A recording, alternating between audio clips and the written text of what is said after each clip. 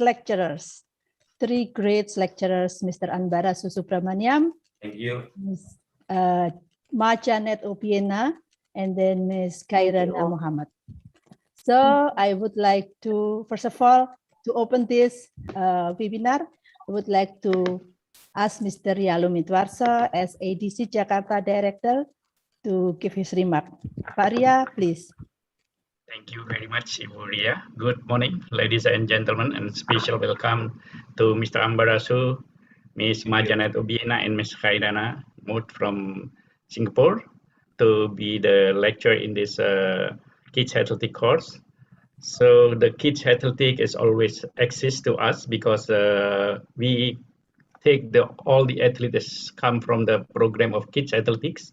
And one of what athletic goals is make a kids athletic or make athletic is #1 sport in the school.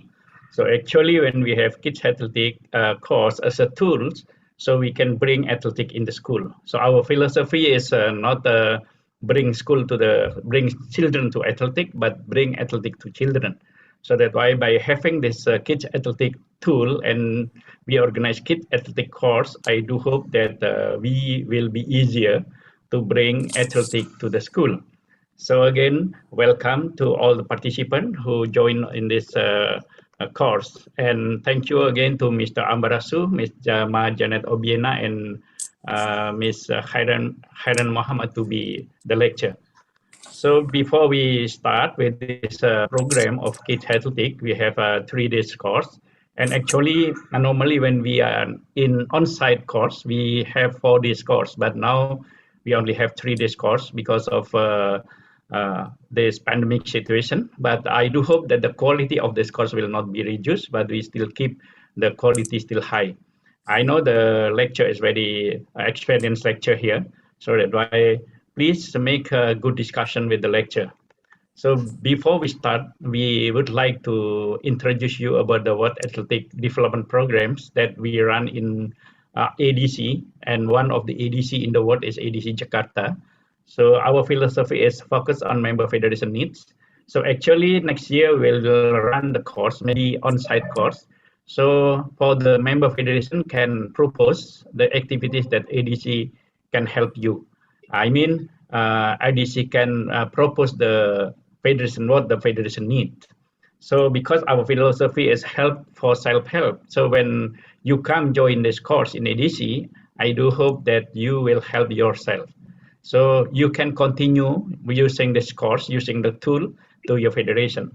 And the next will be the cooperation with the variety partners like federation, maybe National Olympic Committee, and maybe the sponsorship, and every partner, every party, we can have the relationship with the ADC Jakarta, and but is of course according to the athletic rules. And our objective in the pandemic situation is to set up and run factual athletic education system. So that means we not use the on-site course, but this time we going to be the education system with the virtual course or seminars or webinars. This is important because we need to ensure that all athletic members like coaches, technical official, supporting team like medical, sports science, and administrators can always in touch with knowledge and skill of athletics. So our activities in 2021 is continuity from the 2020. Actually, in 2020 we have some activities, including the women activities, and also leadership seminar, and technical, and also our officiating. And this year we have start with the strength and conditioning course in 16 to 19 April. Then continue with the second activity sport medicine webinars. Then best practice in coaching, middle distance and long distance. We have Mr. Gunter Lange, the very experienced senior lecturer, and he's one of the make the system of what athletic education. Then best practice in throwing event, we invite Mr. Thomas Zudi from Paraguay. So he's also the Olympic coach from Paraguay. Then we have the AAA International Technical Official webinar with the topic of Passion for Excellence. We have Mr. Kwan Ki, we have Mr. Fadim Nikmatov, and we have Mr. Yukio Seki from Japan. Also, we have the youth coaches course that's already done in 2021, the 23rd to 26th of July. So we invite Mr. Ekawit from Thailand, Mr. Zainal Abbas from Malaysia, and Mr. Pawit Singh from India.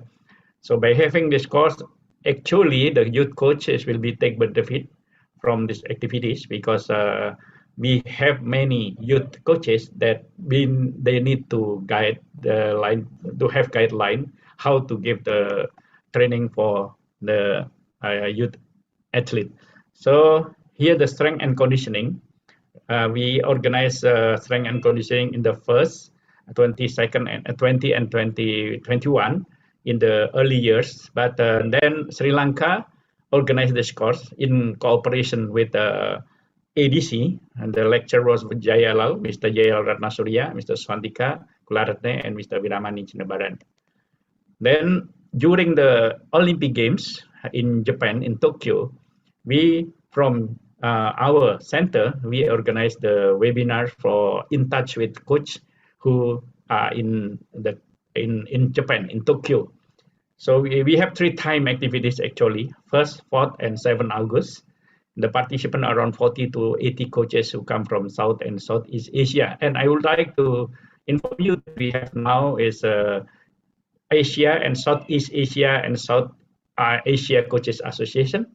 And our member, our board is from the Southeast Asia and South Asia. So in near future, I think they will invite you to be part of the Coaches Association. And our recent activities was a road race webinars by Mr. Nori Williamson from South Africa. I think this very interesting webinar. And we have anti-doping webinar just finished yesterday, 24th and 29th, with the lecture Dr. Fumihiro Yamasawa, Dr. Emita Ilyas from Indonesia, Dr. Jingbing Zhou from China, and Dr. Syed Askar from Pakistan.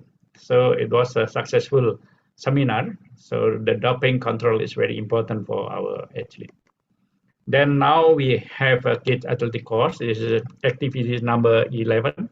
Miss Janet Obiena is the lecturer, Miss Khairan Mood, and Mr. Ambarasu Subramania.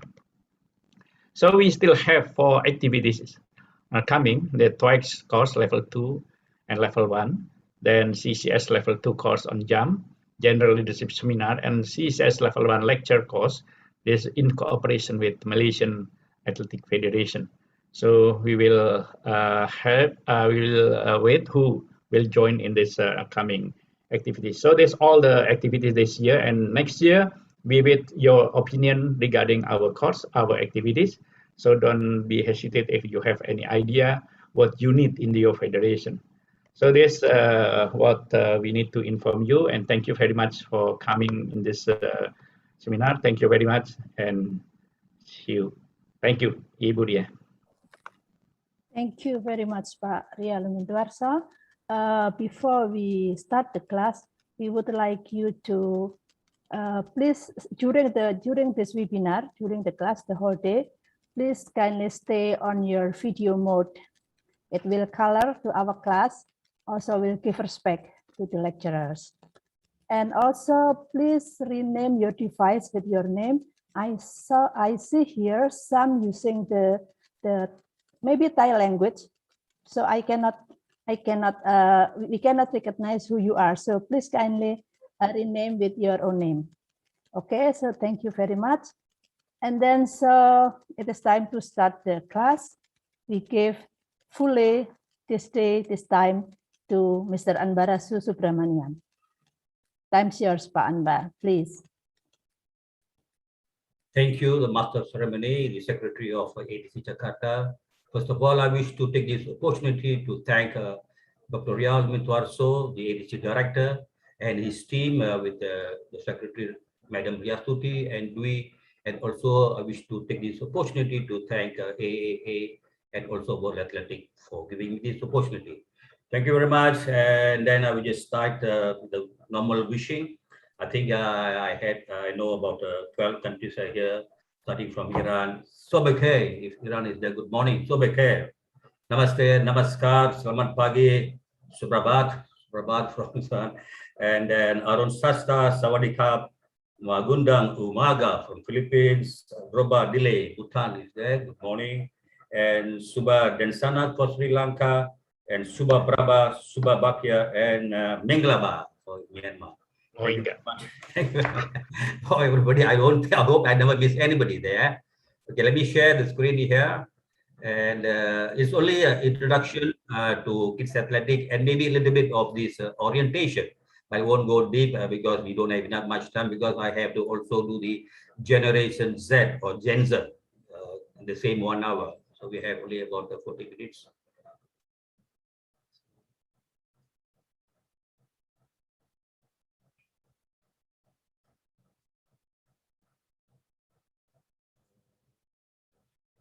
Can you see my screen?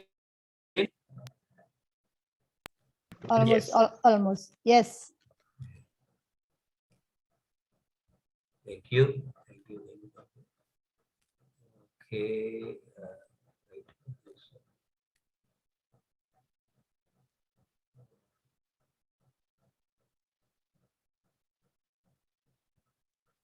Okay, here we go.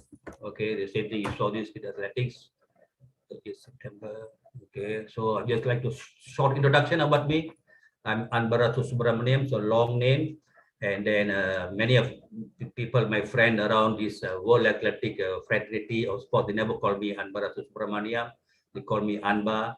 And my good friend, Dr. Ria, will call me another name. He always doesn't call me by Anba. He will start the word, my name with G and finish with a T. And in between got R, E, and A.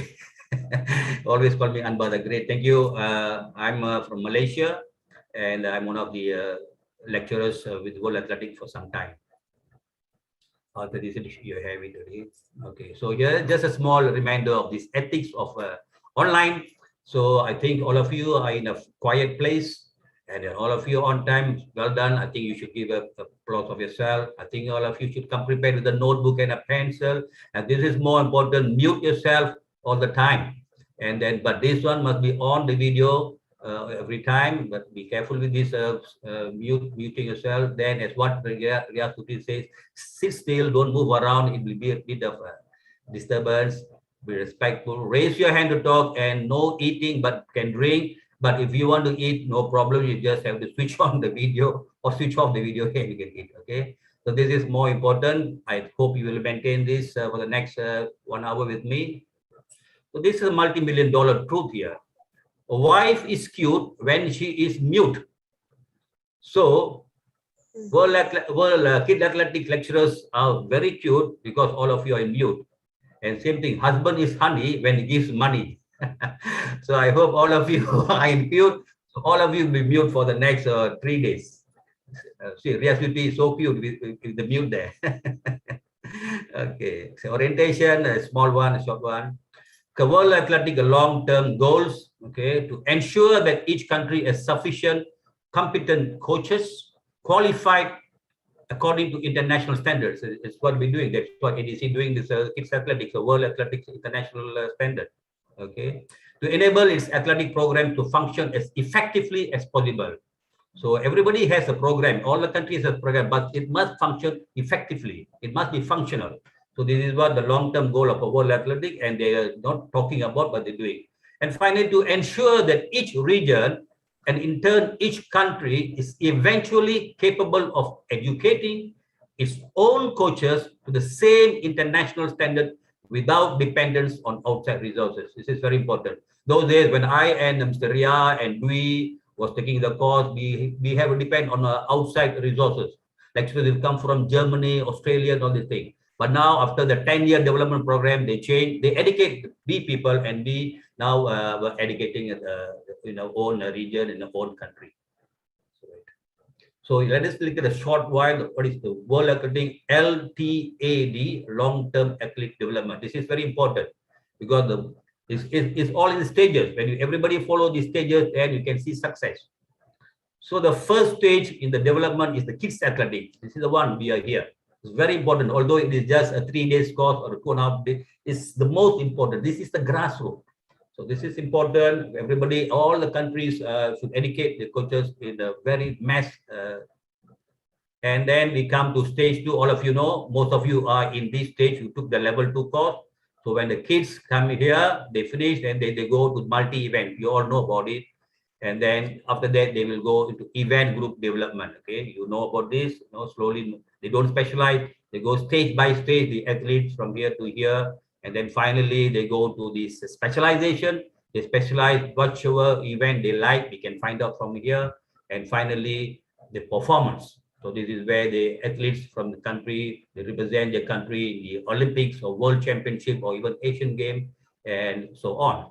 So just let us look at the stages in block. So it takes about 9+ years, maybe 10 years, maybe even 12 years, even 13 years to come to this performance. As you see the last Olympic, there were athletes around the age of 30 still competing. So it is not 9+, it can be 10, 12, okay? So starting from here, you see it takes about 2-3 years here and then go to here. And let us see the age, the optimal age, you know, for this. So you can start kid athletic, not 0, you cannot start kid 0. So around 6 to 12, something like that. So kid athletic can be this. So if you're a primary school teacher, this is a very fantastic program to have it in your school. No training, just set up the competition, let them enjoy. So this is the age group around 6 to 7. And then multi-event, you go around 11 to 12 to 13. So they do all event. All of you are multi-level coach, you know that. And then after that, they go more higher to more event group. They choose the event, jumps, throws, or sprint and hurdles, or in the matter of race walk or combined events. And then after 6-7 years, still they're in the training, and they grow up to 18. They go to specialization. Okay, they choose the best. By now, the coaches will know what event they are good at. Maybe they're good at the horizontal jump or the rotational throws. So they specialize here and then finally perform on 1 or 2 events. So this is the long-term athlete development by World Athletics. Okay. And just an overall view of this again. So now we are here. Kids athletic activator trainer. You don't call yourself a coach. After you're getting the certificate, you are called activator, trainer. Activator means activate the competition. Okay. You don't train. So the target group is 6 to 12 years old. Just now we saw the primary school, primary 1 to maybe primary 6. So the orientation to athletic is introduction to running, jumping, throwing in a manner of fun and game, using some safe equipment. So what is the key competence here is to motivate the children when they're doing, you know, and to organize the competition, a 2-hour skit athletic competition with fun and with vibrant, with energy, and everybody will be happy. After that, I think all of you are in this category, Youth Coach 1. Here you'll receive a certificate from World Athletics after this. And here, I think most of you are already level 1 because that is the criteria for to come to here. You only get, then after that, you'll go for the under level 2, then level 3. So here, actually, you must do this first and come here. But now, sometimes, from some situations, taken over by events. So you have done this, now you're coming here. So this is a step 1, 2, 3, 4, and then finally the academic coach. Okay. So now let us come to the 3-day course, the introduction. So this is a 3-day skit athletic course. Initially, it was a 2-day course, you know, when they started a long time ago. And then many countries were not interested to do the kid athletic. You know, they thought, what is this? It's children, you know, it's a kiddie thing. And then one of the director from World Athletic tried to put this kid athletic here. So nobody was doing 2 days. He put this kid athletic here the first 2 days. This is a 12-day course. The first 2 days he put the kid athletic here, and then it didn't work well. And then now they take it out. They come back again, the old one, but it's the 3 days. 3 days course. So it is now a course by itself, not with the level 1 like last time. So 3 days course, you can see the run and then the throw and the jump. Maybe it's not here. Children enjoying. Kids athletics. Youth 6 to 11. So the target is youth 6, 7, 8, 9, 10. Even can go until 12, 13 also. Okay. This will be talked with my other lecturers after this. And initial attraction to coaching. The objective is to initial attraction to coaching athletics. So this, your program must be really good, fun. If not, if you don't attract, they will lose. Okay, we are trying to get the children. These children, you know, we are trying to get the children. So you must have a good kid athletic competition, so they will be attracted. It's not only attraction to the athletes, also to the coach. Okay, so initial attraction. So what happened? Actual practice of athletics, current situation. The current situation. Let me throw this away. Okay. So the current situation, actual practice of athletics among children. This is not going on. The real practice of same as the adult, only with a lighter implement or a lower hurdle or a shorter distance. It's the same thing. It's not good. Children, you cannot do like that. Okay, they must have something fun. So now the Kid Athletic has proposed a tailored to the realities of the children, according to the children, not like before. Before, children were assumed as smaller adults and they were doing the same thing. It was a bit boring. Children don't like. Children in this generation Z, will come to the later. They don't like. They get bored. So it's like this. So that now they make this Kid Athletic. It's related to the children, and it's a today's world. Proposal tailored to today's world. Okay. So why Kid Athletic? Why was Kid Athletic introduced? It was introduced some time ago. Okay, I'm not very sure the years, about 15, 18 years. So it was inappropriate athletic to children. It was not good. And then some countries do not have the to enjoy the facilities, no lack of facilities, no stadium, no implement, no other. So now we Kid Athletic, we make something like the real equipment. So it is all accessible. So it's children related. So that is why Kid Athletic was introduced. And then also to the training age and the developmental age, the kids. So that is why Kid Athletic was introduced. We will talk more of this with Karina and Janet later. So there's a systematic elitism. So it goes in the long-term athlete development. Kids Athletic, multi-event group, specialization, and performance. So this will avoid early specialization. Last time, a few years ago, World Athletics, at the time was called IAF, they introduced Youth World Championship event. Danger, red color. They also introduced Youth Olympic Games event. Singapore once hosted Olympic. So this is already when you do Youth Olympic, Youth World, the coaches will train them like an adult and they specialize early. So they took it out. No more. I think if I'm not mistaken, correct me if I'm wrong. There is no Youth Olympic Games. The Youth World Championship, now they renamed to Under 20 World Championship. Just recently, they had it in Nairobi, Kenya.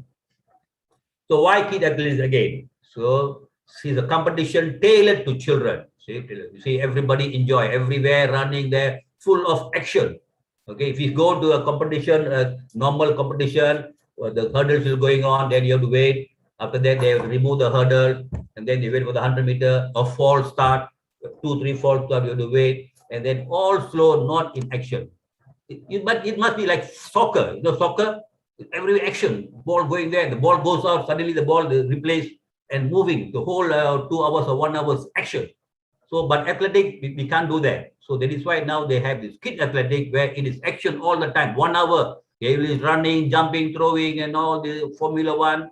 So it's so nice to watch and the children enjoy. So it's playful. It's very playful. It's accessible to everybody. And you can do it anywhere.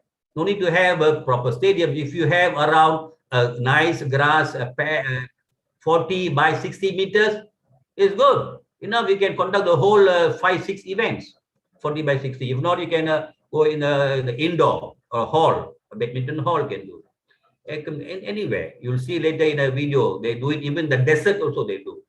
The war-torn Palestine also they do. So it can be done anywhere.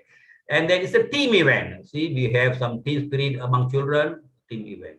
And it's brief, 2 hours with all the warming up, with the event going on, and then the prize giving and the cool down. So it was 2 hours. So everybody happy. The children are happy, the parents are happy, the officials are happy, everybody happy. So it is fun. Okay, it's fun. And it's open practice. So that is why Kid Athletic was introduced a few years ago by some of our World Athletic leaders. So conclusion, Kid Athletics is the base of athletic activity for 6 to 11 years old. Can go even 12 also can. It's just a guide, can be 12, 13, no problem. Because sometimes 13 years old boy, maybe they have not done, so they can go back and do. So this is for them. Okay. So it can play an active part in education and in training for all children. So they can play an active part in education. You'll see that in the video later. how the children, they calculate, they organize themselves, they stand on their own feet. Right. Okay. Thank you very much. This is a short introduction. I have to go a bit fast because I have another another subject. So welcome to the world of kids athletic. Okay, and then finally they will go to multi run, jump, throw. Thank you. Any questions?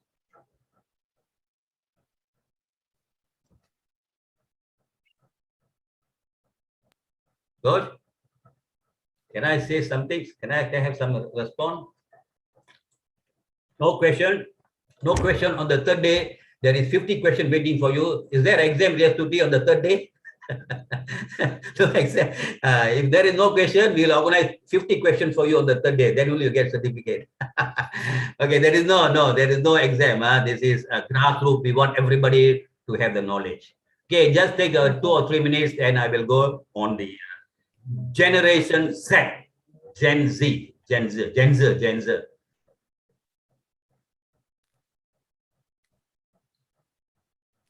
Yusuf, apa kabar?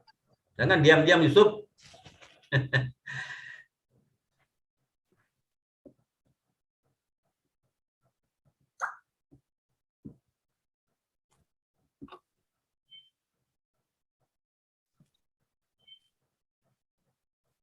We just give you 3 minutes so you can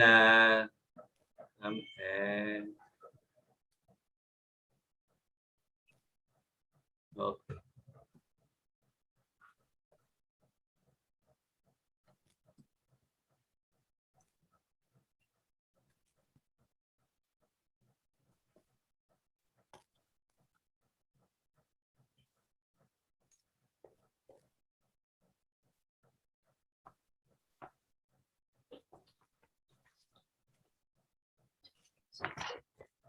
Okay, in a short while, we will continue with the Generation Z or Gen Z, and I will half an hour.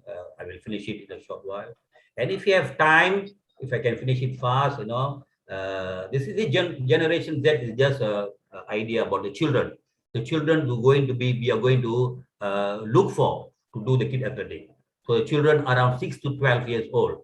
So what you must look for them. What are you must know about how is their their feelings, their character, and all these things. So we'll talk about Generation Z. Okay, right. I wish that all of you say something. So no, as though I'm just talking to myself. This is the problem with this online. When I say off, mute, everybody mute, so they don't open. You can unmute when you want to say something. Just say.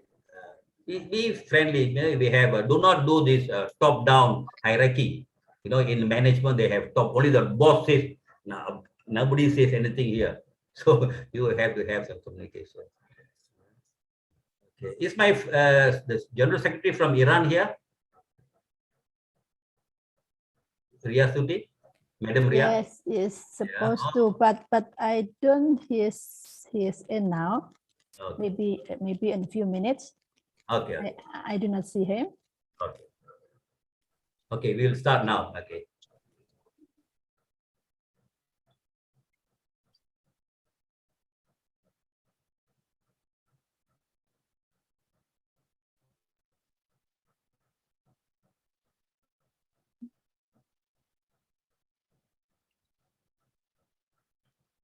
Okay. Just wait another 2 minutes. We start at 11:30, 12:30.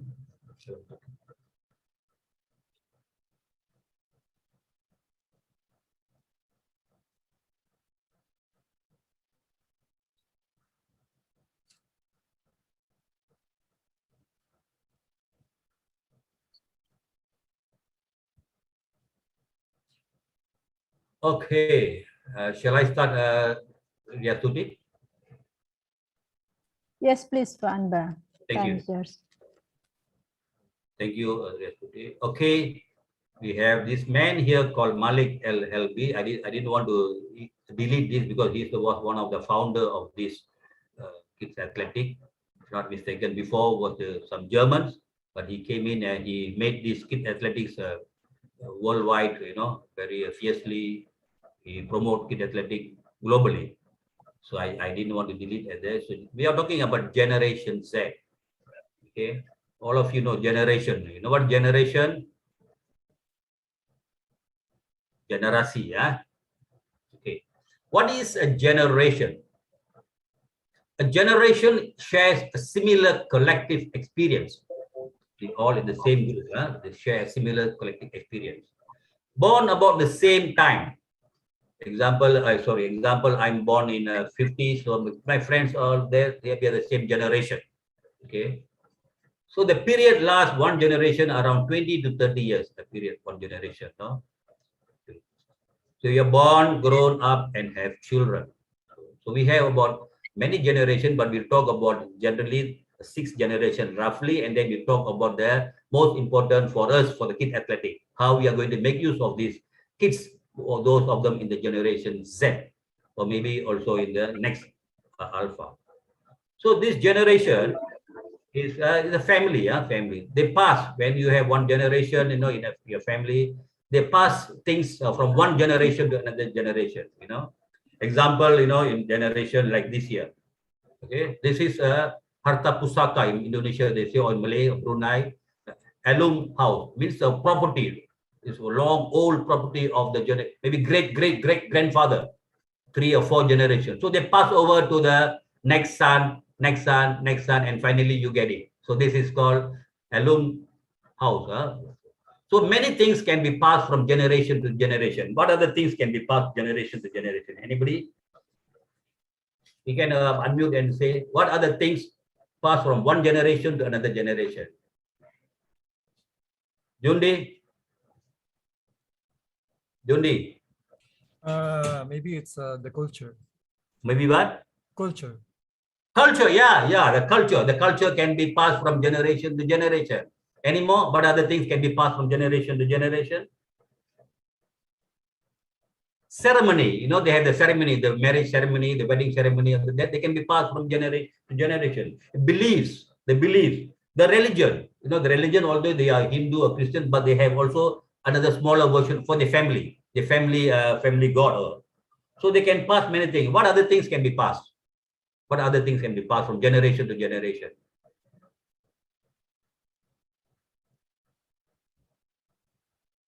The picture there, what can be passed there? Can you read the thing there? Judy again. What can be passed from generation apart from the property, culture, ceremony, beliefs, values?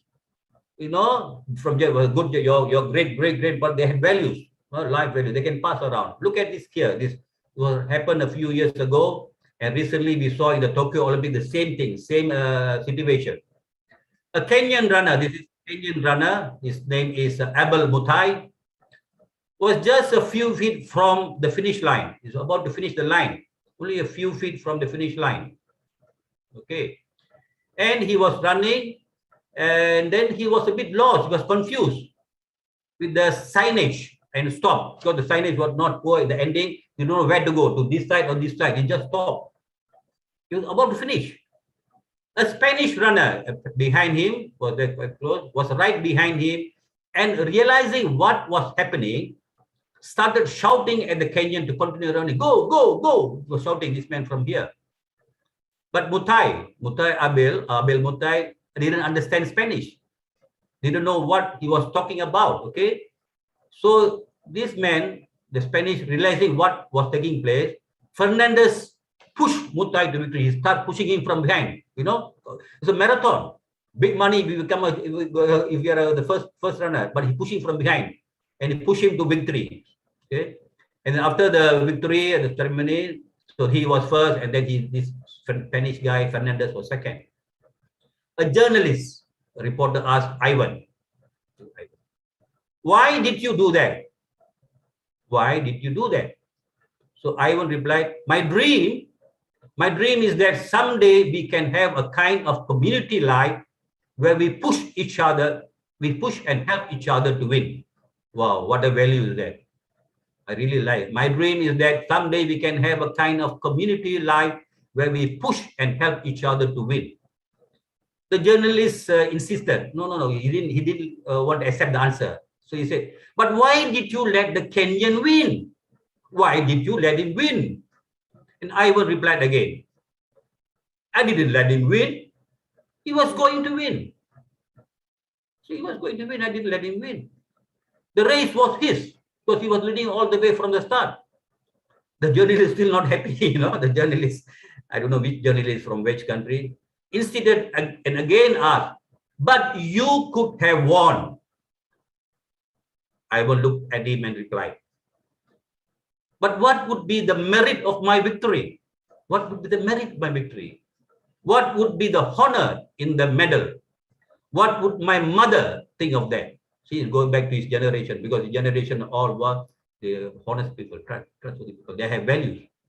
So values are passed on from generation to generation. As we saw just now, properties, culture, religion, all these values also pass from generation to generation. And same thing happened that day in the Tokyo Olympics. The high jump, remember? The Kuwaiter, Bashimi and the Italian. Okay, now let us look at the generation. So here we have just, I'm taking only 6 generation here. So these are this generation Alpha. They are age under 7 now.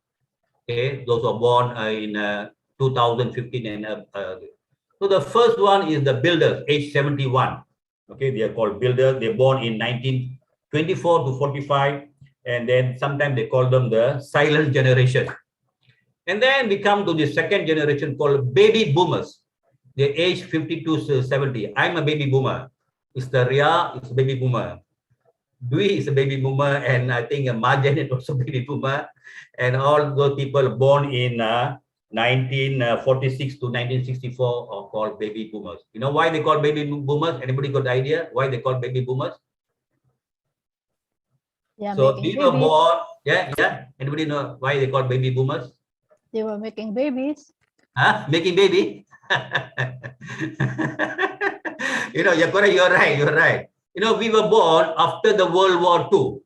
During the World War II, people were so tense that they don't have time to make baby, they want to save their life. But when the World War II over in 1948, after, the thing, and then people were happy, people were together, and then they start, producing children. Result of an increase in birth following the end of World War II. That's why we are called baby boomers. Those of you. General Secretary Myanmar, I think you're baby boomers. Am I right? So we'll come to them. Then we have the generation X, the age 37 to 51. They are born in the year of 1970 to 1984. Okay. And then we have the generation Y. They are called the millennial. Their age 22 to 36. They are born in the year of 1980 and 1995. My nephew, niece are all in this generation. I know how they behave. And then the last one is Alpha, but now we are now dealing with these people here because now our group is generation Z because we want to target kids 6, 7, 8, 9, 10, 11, 12, 13. So this is our target. And also this one, the generation Alpha, because those born after 2015 age. So generation Z, mid 1990 to early mid 20, or you can just 1996 to 12. Those are born in there. They are pragmatic. What do you mean they're pragmatic? People, those in this, they are very logical. They're very practical. This is called pragmatic. They grew up during a recession. When they were born, it was a recession time, But this one was good. Their economy was very good. So you understand this is the 6th generation. Okay. So now we are talking about this generation Z because these are the people who are going to be in kids athletics 7, 8, 9, 10, 11, 12, 13. They have not seized power yet, but the world belongs to them. You all know, those people who have children at the age of like that, so they have not seized power, but yet the world belongs to them. They don't care about this. They are in their own world. They invade the world through their practice and culture. They lay down a new environment which currently seems to be the best. It's best not to change. They are in their own world. Z generation, who is it? So according to the sociologists, it is those who were born 1996 or 1997 to 2012. Let us see more of these people, because these are the people we want to target when you're going to do kid athletics. Let us look at a general in the workplace. So the generation in the workplace, you see here the baby boomers, the old people like me and Mr. Ria, and then the generation Z, the born in 1963 to 80, and then the millennials, okay, the young people, age of 50. So if you see, based on a survey of 1,200 workers across different generations, okay, they took a 1,200, so they did a survey on 1, 2, 3, 4, 5, 6, 7, 8 parameters. Executive presence, they're very good. The baby boomers, the old timers, you know, they're very good, 66%. And then this rate generation Z, only 28%. Executive presence, and then 6% in office. They hold all the executive job there. Generating revenue, they are not so good. These old men not so good. But this group, generations X, they're very good. The millennials, they are very good. Okay. And then the millennials, I mean, also 11%. Adaptability, they cannot adapt much to things, but they can adapt to situation, environment, and things. Cost effectiveness, they are very, you know, very particular about money, you know, cost effectiveness. And then they also not much, but this one they know, they spend a lot of money, they waste the thing. Tech savviness, technology, they are very poor like me, you know. I even don't go and pay my bill online. I'm so scared. I don't know how to buy on Lazada. I asked my nephew and niece to buy for me on Lazada. Okay. But these people, they are all tech savvy millennials. The relationship building and then problem solving, they are quite good. This one, generation Z, they're not so good. Collaboration means thing. So yeah, you see, they have the pros and cons. You can read later. Okay. And now you see this generation Z, they are they're connected. They're very connected to all the things. They can do so many things in one time. Digital native. See here. So they have, what is this? What is this? Good. Funny. Jundi. Shopping. Online shopping. E-shopping, i-shopping or shopping, or they call what cart or something like that. Lazada only. What is this? This is communication. Message. Yeah, communication. This one, online payment, online booking, online. What is this? It's email. File sharing. File sharing. This one, Cloud. social. What is this? It's a button. Entertainment. See, so they all connected here. See, everything online. They don't believe to go there, to go to the shop. This is where there. Yeah. E-shopping. Okay, online communication. This is online communication. What is written here? Online payment. Okay, file sharing, entertainment, and social connections. All through the internet. Okay. What makes them different? They are literally plugged in. They are literally always in the laptop or handphone. Even laptop also not much. Now they have the mobile headphone only. Connected. They're always connected, switched on, even wireless. The Z generation or Z generation has grown up with computers. They grow with computers. When computers was flourishing, they were born that time. Internet, mobile phones, video games, MP3 players, and so much. Okay. They can do multitask. They can do so many things at one time. Multitasking ability. They can watch TV. They can while surfing the net. They can watch TV while surfing the net. They watch TV much at the same time. If not taking on the phone, they can talk, sending SMS, texting messages, or listening to music. My God, they can do all the things. When I'm on the phone, when something I don't know, only I can do phone. I can't do other things. The multitask facet, okay, the multitask facet is definitely one of their distinctive aspect. What do you understand by multitask facet? Facet means got so many sides. You know, if you take a diamond, diamond got so many sides. Am I right? Same thing here. This guy, they have so many sides, like a diamond. They have so not a square. So many you can see them. Okay, and the aspects. They get bored. Remember, this is very important. Understand this statement. They get bored quickly if they have only one thing to do. So that is why if there will be your target group for the kids athletic. So if your kid athletic is not fun, not exciting, it's boring, and then they will leave. They don't like to come. And then if you nobody coming, I'm doing the competition, nobody coming because your kid athletic was not fun. was not exciting, was not challenging, was boring. So these children, they get very bored fast. They want to do one thing, because that is why you do all the kid athletic, all the events, 6, 7 events. If athletic only one, you go to jump. So remember this, put it in your highlighting. Okay, this is my granddaughter. She's only 5 years old. You know, she's not a Generation Z. This is Alpha. She can on herself the computer, and then she can study online. She can do so many things. She can send message, whatever she can do. Handphone, she send me so many things. I don't know. My last granddaughter. So here, this is what all this Twitter and all these are this young. They connected with all these things, big thing there. So the traditional top down, traditional top down, from top to down, like in your management, the boss.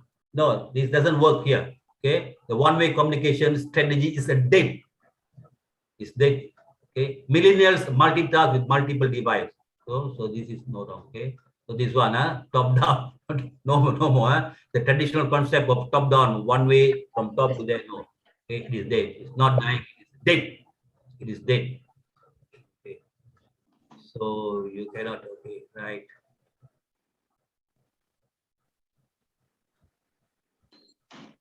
Now let us look at this advertisement versus friend. Okay, so now you got a picture. Now you're really getting a picture of this Generation Z. How these children will be, their attitude, their personality, what they want, what is their need, so it. Television is no longer the one and only media. They don't bother to see television. They don't give a damn about newspaper. They never read paper. Nobody reads newspaper these days. These boys. They don't give a damn about advertisement, and they're only interested in what their friends think. They only talk about their friends. Everything they get from their friends. When the friends say this is good, they will believe. So they no need to advertise to them. They do not trust advertisement at all. They never trust advertisement at all. Okay, the Z generation is inclined to rely on its social network and its recommendation rather than marketing. Marketing, it doesn't work with them. You don't try to go marketing. It's all recommendations from their friends. And advertisement. So marketing and advertisement doesn't work with them. They do not stick with a particular brand. They do not stick. Like myself, I buy a phone. I've been this phone for nearly 10 years. I don't know. I don't change. But they keep on changing brand, resulting at the same time the marketing concept. So now you got the idea about this generation Z or Z. Mobile is the king of the future. So they're always the mobile. Okay. The GZ, the Generation Z, is glued to its mobile. This generation uses the mobile to socialize, and in a very different way of computers. The Z generation, which regards the mobile as a socializing tool. Okay. To keep them informed, secondarily, it will be used to connect to social world. So all on mobile. Information versus the press. They read the news. But not in the papers. I told you, papers are only the old people like me buying papers. Even I stopped buying papers nowadays. So always the paper you get negative report. You open the first page negative, back page negative. We explain for the most part of the failure of the press. They keep themselves informed only through internet or mobile. So this thing. Most of them do not trust the media enough, which has driven them to keep themselves informed differently. Some of them alone or as a group do not hesitate to carry the responsibility for doing the former job of the journalist. See, they do the job of the journalist, checking the source and potential conflicts of interest of the media. See, all connected. They have social awareness. Here comes another point. Look here, this is very important. The good news is that the generation, the Z generation, does not know the borders. They are borderless. They don't know no borders. They like working as a team. Look here, they like working as a team. They have a group spirit. So what is good? Our kids' athletic competition is all about teamwork. It's all about group spirit. So they are the right person to do this kids' athletic, right? So this is what I highlight for you. So the Generation Z. So you must make use of this thing. what is the character, the personality. The internet, the social network, permanent connection, and communities for all and everything have transcended the notion of borderless. Okay, transcended here means to go beyond the limit. Okay, they go beyond the limit, the borders. Okay, look here, the father is here. The father don't know how to operate the computer. The small boy, the napkin there. Someone who knows what he's doing. The computer is telling this man was there, he didn't know how to do, but this boy can do this. So please avoid this. Do not go and tell these kids, no, listen to me. Always we say, listen to me, stop that. You will not work. Instead of telling us, this is the generation Z telling. Instead of telling us what you want us to hear, facilitate a discussion with Gen Z and allow us to participate in the future of athletics, kids athletics. See, don't give them order. Okay, listen, come here. Listen. You talk with them. Okay, get them because they are different. Okay, they're different world. So if you know about their personality, their strength, and all this thing. They like to work in a group, team spirit. They get bored. So make sure they pull them to here, and then make the kid athletic fun. So World Athletic will achieve the goal, okay, to make athletic the #1 sport in schools, as what in the morning our director told. Okay? World Athletic is trying for many years to make it #1 sport in school, but still there are something, but we will not give up. World Athletic will not give up. We will strive until we make athletics #1 sport in schools. Thank you for your patience and attention. Long live couch potatoes. Don't make jokes. How did the word came? Couch potatoes. How the word came? Couch potatoes. You know what is couch potatoes? You know what are couch potatoes? Who are couch potatoes? A person who lives a sedentary lifestyle. Sit down, watch TV with the potato chips. Not because last time it's an idiom. But now this fellow is sitting in the couch and eating potatoes, so we call him couch potatoes. Thank you for your patience. There, look at the generation here. You see, we have the baby boomers, and then we have the generation millennium, I think, X and Y, and then we have the generation Z. 3 generations. One generation, two generation, 3 generation. Okay, sometimes you can get 5 generations together. This is my family. Yeah, this is my granddaughter, 1 generation. This is my daughter, 2nd generation. My wife, his mother, and this is grandmother. All ladies 4. So this is not baby boomer. She is what do you call that? Baby boomer. No. She's not baby boomer. She builder, they call. Before baby boomer, she's born there. This is my wife is baby boomer. She's born after the World War, and this is generation X. She was born in 1982, and she is Alpha, the next generation. She's born in 2015.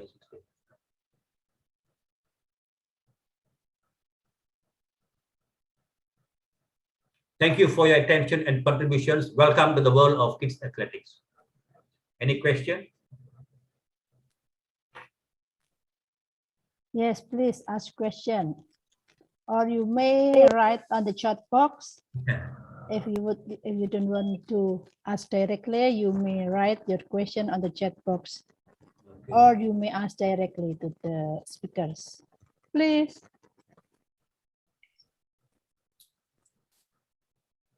Ria, can I have a suggestion, Ria? Yes. No, Ria, Mr. Ria, the director. He's not here? Okay.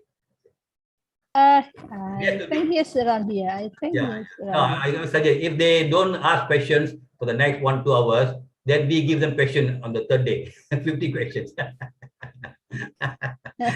I have one question. Yeah. There's a question. Please. Maldives, is it? So millennials are born from 1980s to 1995. Yes. So what are the people after 1995 for that generation? This is generation Z.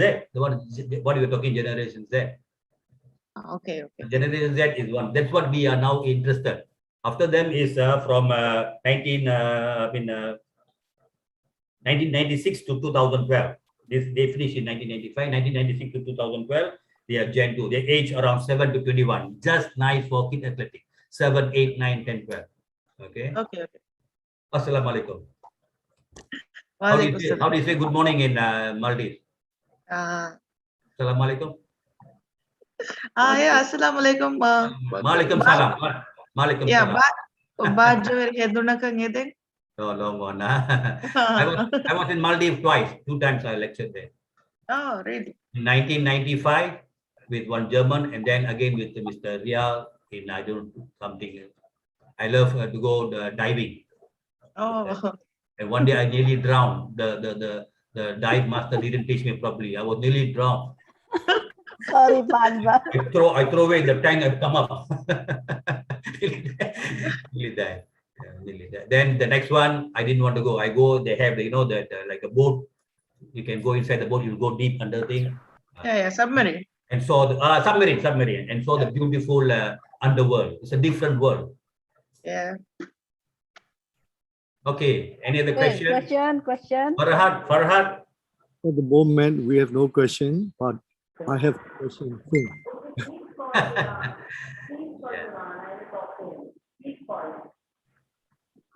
I want to visit Myanmar. Very long I didn't go to Myanmar.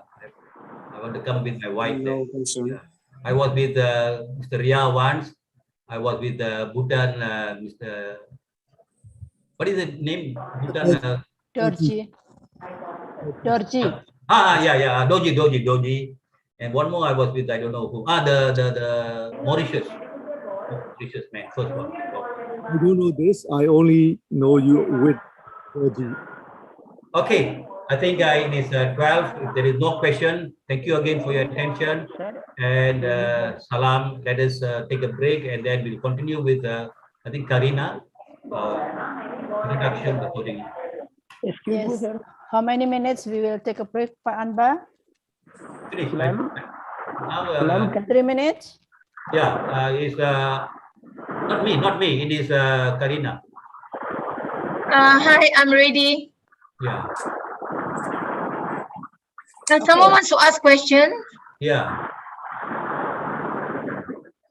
Somebody's mic is making a lot of noise. I think somebody from India wants to ask a question. Okay. Sir, can you provide this PPT? Hello? Can you, yeah, say again. Can you provide this PPT? This material. Yes, sir. Yes, sir. I will ask the organizer ADC whether they can share or not. Okay. It belongs to World Athletics, but I made a little bit. It's not. I added a few things, and then I will talk to this one. Sir, if possible, please provide us. Yeah. Okay. I will discuss with them. If I will share with the organizers. Thank you, sir. Thank you, sir. Thank you. Okay. You're from India? Yes, sir. I am from India. Namaste. Namaskar. Namaskar, sir. Namaskar. Namaskar. Same. Hanji. Namaste. Namaskar. Both are same. Okay. Thank you.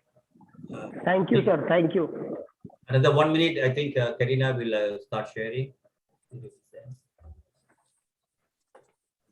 Okay, Miss Ria can help me.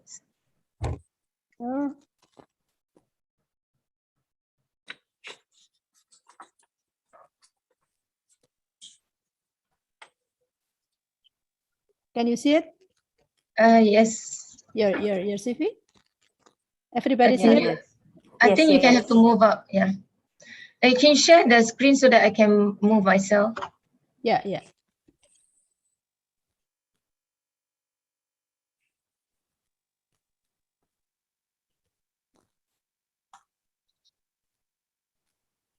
Okay, while you all take a break, my name is Karina from Singapore. And while you all take a break, can read about myself, what I have been doing and sort of thing. So before I move on, Yeah.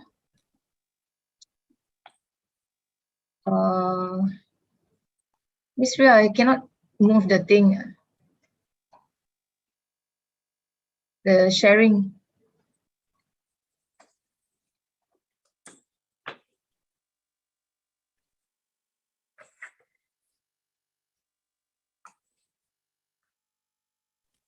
Where it is?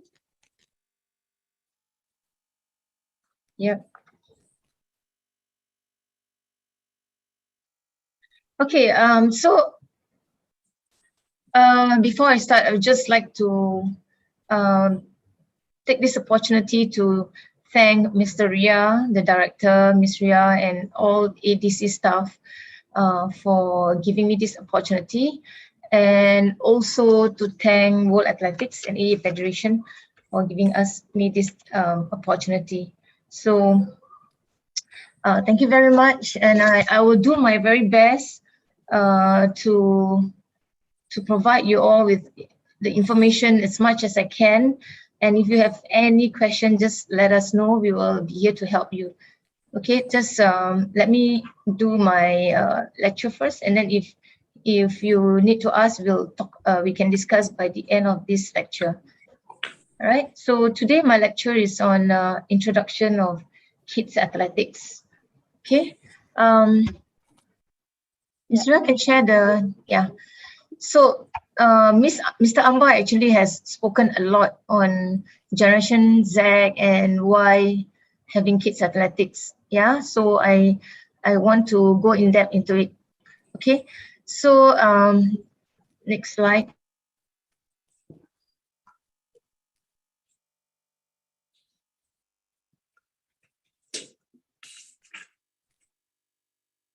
You are on mute. You are on mute.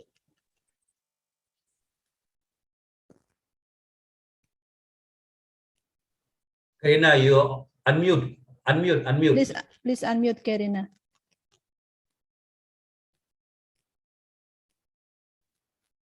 Karina? She's muted. Karina, you are still on mute.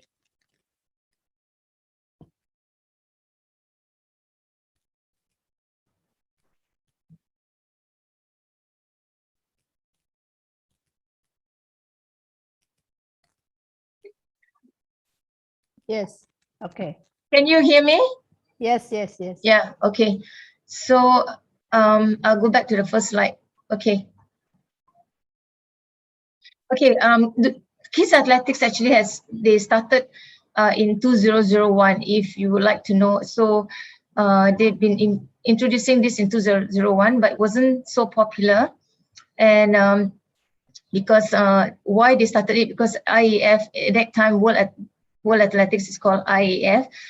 So World Athletics examined that the current situation of the practice of athletics among children, and there's a lot of things that is going on that's not right, and they are willing to make a proposal to start kids athletics program for children around the world. Okay, so that is their first step. So it was introduced in 2001. I came in 2003, and I started this program in Singapore for a start. Okay, so it is characterized by several factors. Why they wanted to organize this is because there was hardly any practice that is organized for children in many countries. Okay, some poor countries can't afford to organize, and then when there is an athletics practice in other countries, this is elitist athletics, which means some countries practice early specialization of children. And you know, athletics is a late sport. Okay, it's development and specialization only start later stage, as what Mr. Amba said. Specialization, and remember just now he showed you the stages. So we start from kids athletics and then move on to multi-event. Okay, we do not specialize them even when they are teenagers, and then after that we move on to the next step, and the high ones is high performance. So anyone knows here what is about early specialization? Anyone wants to voice out? Anyone know what is early specialization is all about? Can anyone volunteer? Can anyone volunteer?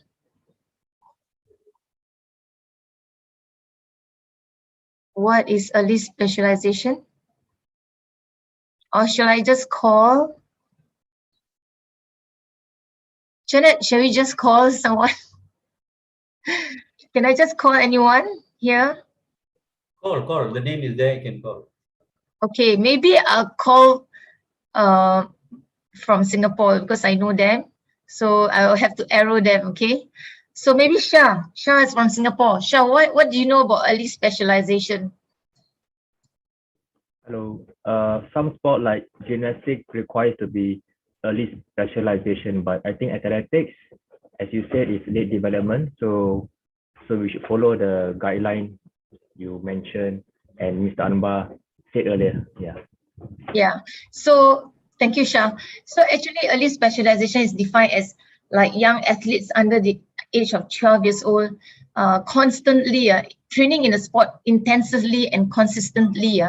And they are being treated like miniature adults. So they train a lot of many adult events like 800, 1,005, 5,000, which is not appropriate for them. So what will happen is that if early specialization takes place early and high training volumes take place during pre-puberty, then there's a lot of problem, right? One of these is increased use of overuse injury, fatigue, and burnout, okay? And then all these mild forces actually can stimulate bone growth, but excessive forces can actually damage and have serious long-term effects, okay? And then we have loss of motivation because they are burnout. So because of this, some countries practice this early specialization. Kids are burnout, kids have overuse injury, fatigue. So they decided to come up with this kids athletics. So that's why in point number 2, where athletic is in some countries, this is elitist and with early specialization of children. All right, so that's one of the reasons why World Athletics came up with this. The next one is lack of facilities and equipment in many countries. So some countries do not have track. Some countries find excuses that we do not have facilities and equipment. But actually, there's no excuse. Even without any track, without any stadium, we can still conduct kids athletics. Later on, Ms. Jeanette will elaborate on that. That as long as you have an open space, safe, conducive space, be it on the field or on the sand or on the ground, it's very safe. We can conduct kids athletics. Ms. Janet later will elaborate on that. Okay. And then they also found that the motor and physical level of children is on the decline, like what Mr. Ambar said just now. I'm repeating what he has said. The younger generations are always using computers and phones. Even at young age, I see some children as young as 2 or 3 years old. They know how to slide the phone. I was amazed. They can slide the phone very easily, and they're focused on a lot. Their fine motor skills are very good, but they are sitting down, they are watching TV, they are with all these devices. So definitely their motor skills, motor and physical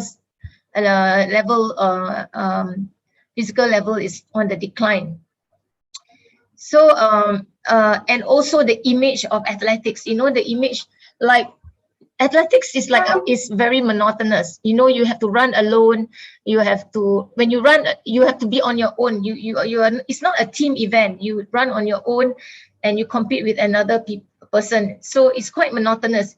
Unlike soccer is a team event. You work as a team and you're together. So it's the image of athletics is conveyed to a lot of countries that is one of a difficult and boring and etc. etc. So that's why we are coming out. World Athletics come up with kids athletics.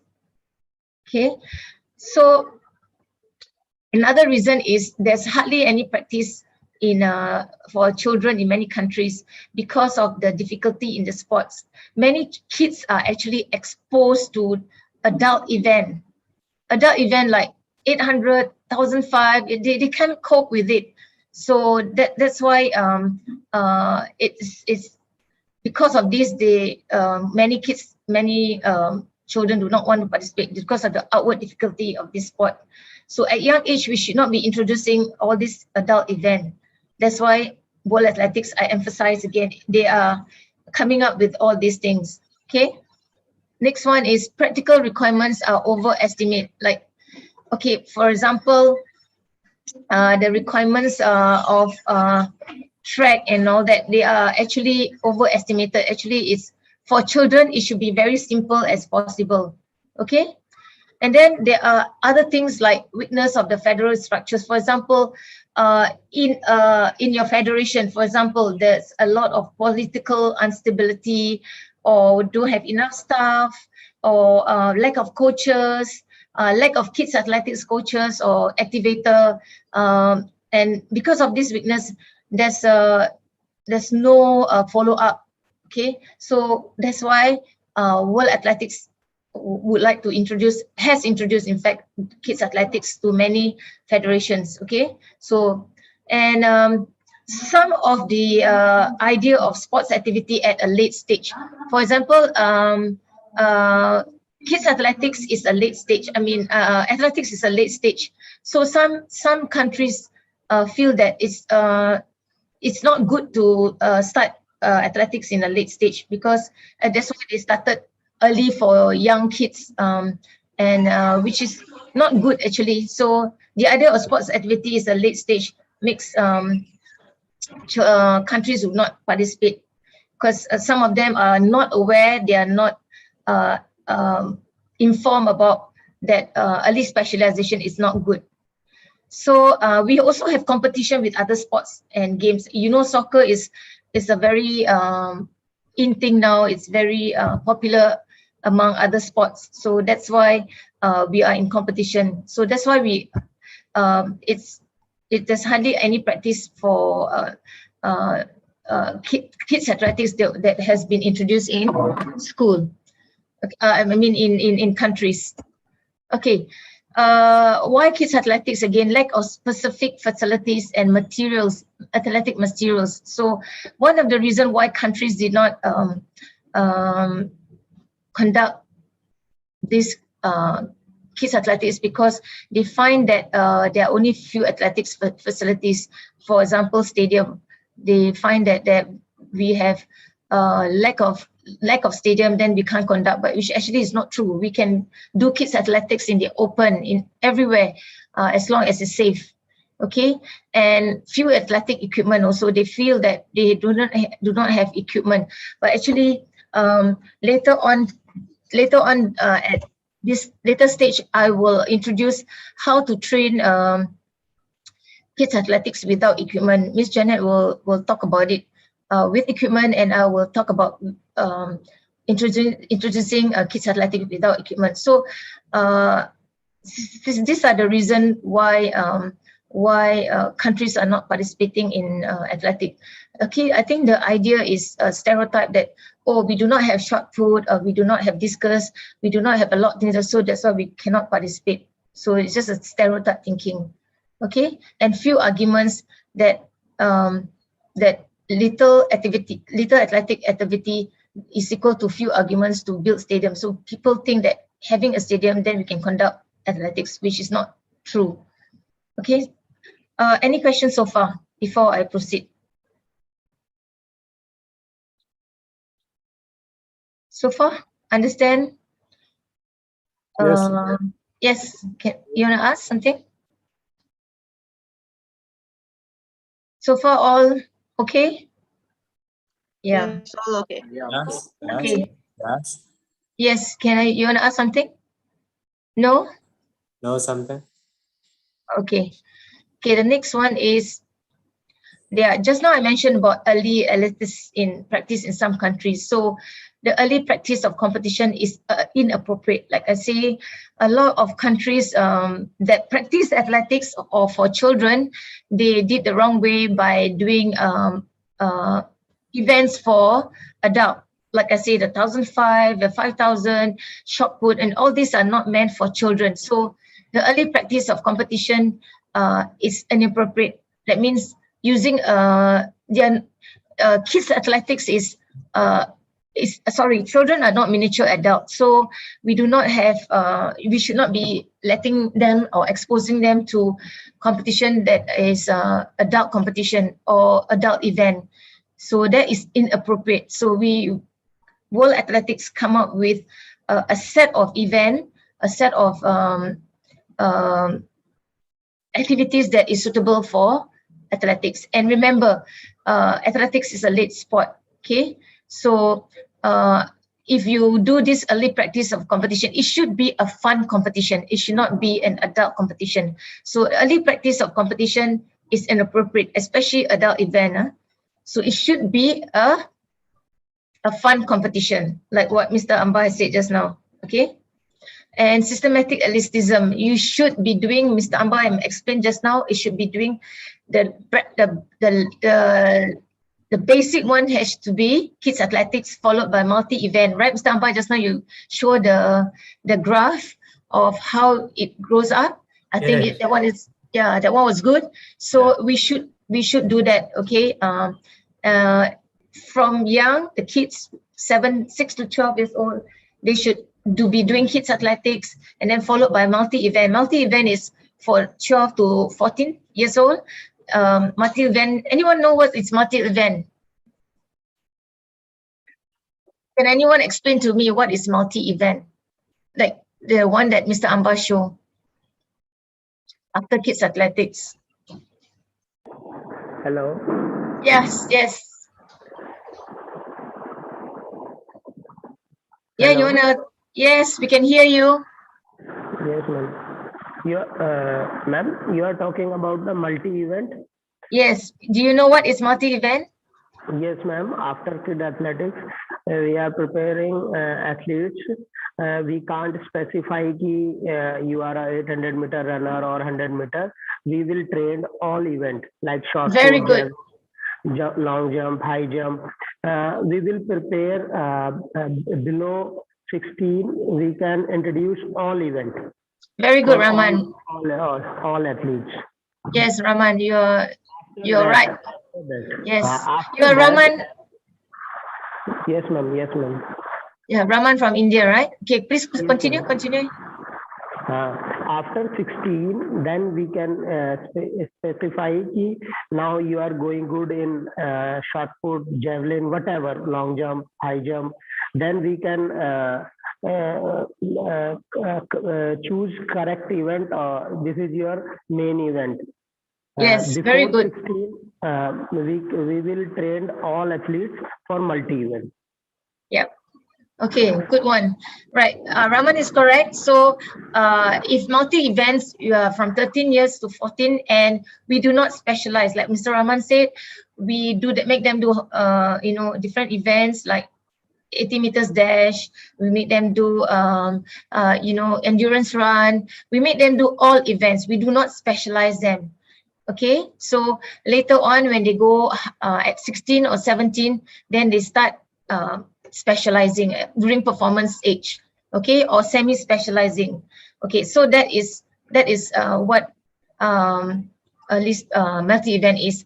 So we've done with systematic athleticism, the one that Mr. Amba showed, the graph, and then why we introduced World Athletics, because in some countries they practice early specialization. I repeat again, early specialization is not good because I mentioned we need to keep the training volumes and competition age appropriate, okay, because of their growth spurts as well. Okay, kids are growing, so especially at 12 years old they have their growth spurt. At 10 years old they have their growth spurts phase, which then make them prone to more injury. Okay, So early specialization should be delayed.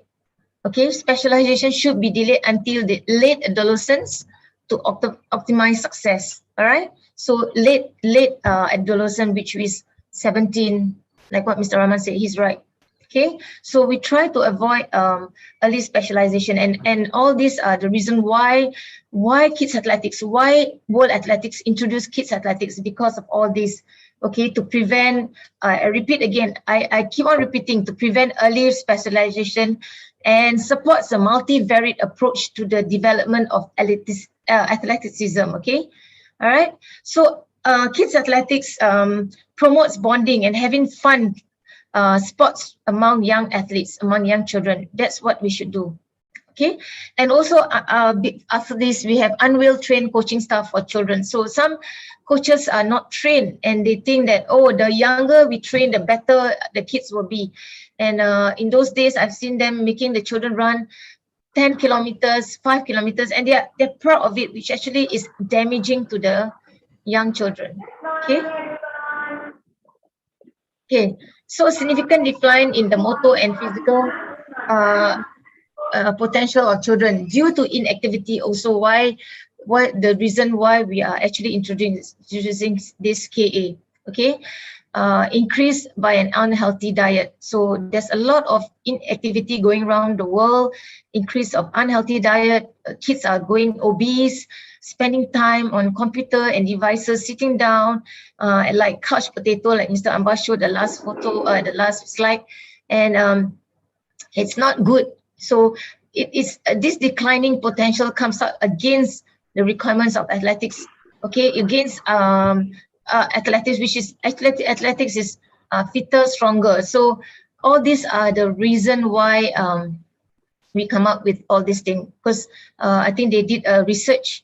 World Athletics did a research in 2001. Before that, why it was not kids athletics, the declining of kids participating in athletics. And I think also the World Athletics, right, during Olympics and youth Olympics, I think there were a decline of youth taking part in kids in youth Olympic. Why? Because they started too early. And they couldn't progress. They get burnout, they get injured, and they couldn't compete in the World Junior Meet or Youth Olympic or something like that. You know, all the youth competition, they couldn't follow up. Why? Because too much exposure at early age, and they get burnout first thing, and then I repeat again, they get injured. All right. Any questions so far? Any question? Okay, no question. Okay, why kids athletics again? For children, right, they look it as if coaches push them at a very young age, and give me a minute, yeah. So they find that the athletics is difficult and demanding. You make the children do interval training, all right? Of course, at young age, kids will get bored. We make them do 200 times 10 times or 200 times 5 times. They're bored. Their nature, their cognitive development is different from adult. They find it difficult to cope. They find it difficult and tiring, you know, and demanding. And so they will fall out. They will not take part. Okay, you agree with me? Right? I think some coaches do that at very young age. They push the kids for too much, and then the kids find it very difficult to cope, very demanding. They get burnout. They do not want to participate. They will tell, oh, I rather participate in soccer, which is more fun, or floor hockey, you know, which is more fun, you know, something like that. Because athletics, you must remember, athletics is quite monotonous. So that's why we do not have a lot of kids participating until youth, at their youth, because they fall out, they quit. And then they find that you make us do interval workout, the same thing every week. It's boring. Okay, we cannot cope with the demand of the workout that you gave us. And this is not something that I'm making up. I think I have seen some coaches doing it. okay, doing giving kids under maybe 9 or 10 years old 200 meters times 8 times. Okay, I've seen, and it's really sad. Okay, it's sad because it's really damaging, and like I say, overuse of what do you call, of injury muscles. Okay, overuse of overuse injury, fatigue, and burnout. Okay, like I said also just now, mild forces can stimulate bone growth, but excessive forces like doing jumping, plyometric, and all that will actually cause damage and have serious long-term effects. Okay, and then this, like I said already, is an old-fashioned way of training. That's why World Athletics come up with this. So I think World Athletics have done a lot of research around the world why they want to introduce kids athletics for children, and what I have said just now was the reason why World Athletics come up with introduction of kids athletics, the introduction of kids athletics. Okay.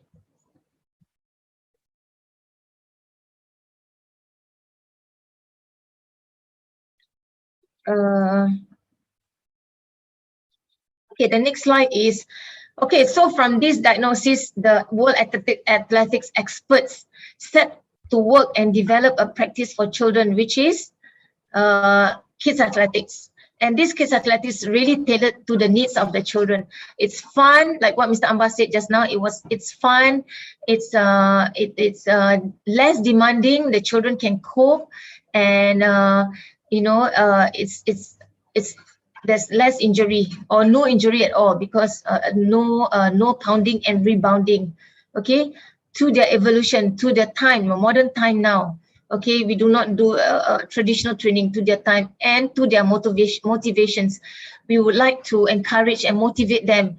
For example, we do not delay, like what Mr. Amba said just now again, we do not delay the competition for 3-4 hours or the whole day. They get bored. We come up with prizes, gifts, and all that. Okay, all right. So that's why we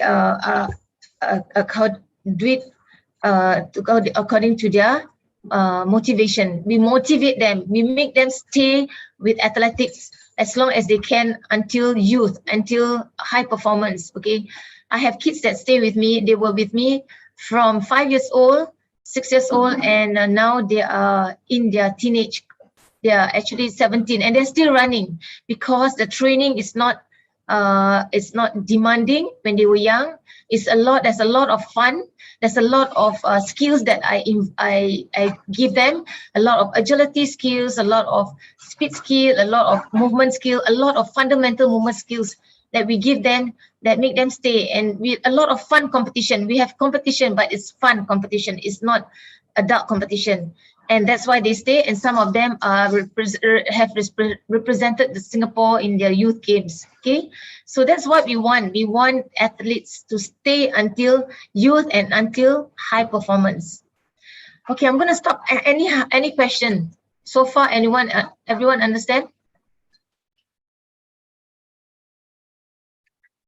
Yeah. Okay. So I'm actually ahead of time now, so I will go slow. Anyone wants to share anything with me that you have seen, how coaches train the kids, or how your country is moving forward and adopting this kids athletics program? Anyone wants to come up with anything now?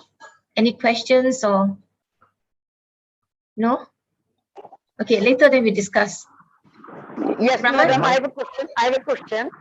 Yes. Yeah, I'm Farajis Iliti from Bangladesh. Yes, hello. I've met you. Yes, I met you at the gender leadership. Yes, madam. Yes, Yes. how are you? Fine, madam. I'm good. I'm I good. have a Nice to see you question. again. Last week in our country, thank you, madam. Same to me. Nice to see you again. Thank you, madam. Last week in Bangladesh, Yeah. in normal marathon, marathon run is completed, and the winner is 2 children. Oh my First goodness. winner is, yes, first winner is one children girl. She is 12 years old, and second is 30 years old. It is 12 years old. Yeah, 13 years old. I think is it right or wrong? I think myself it is wrong. These children, they cannot run long distance run like that marathon. Yeah. What about your opinion, madam?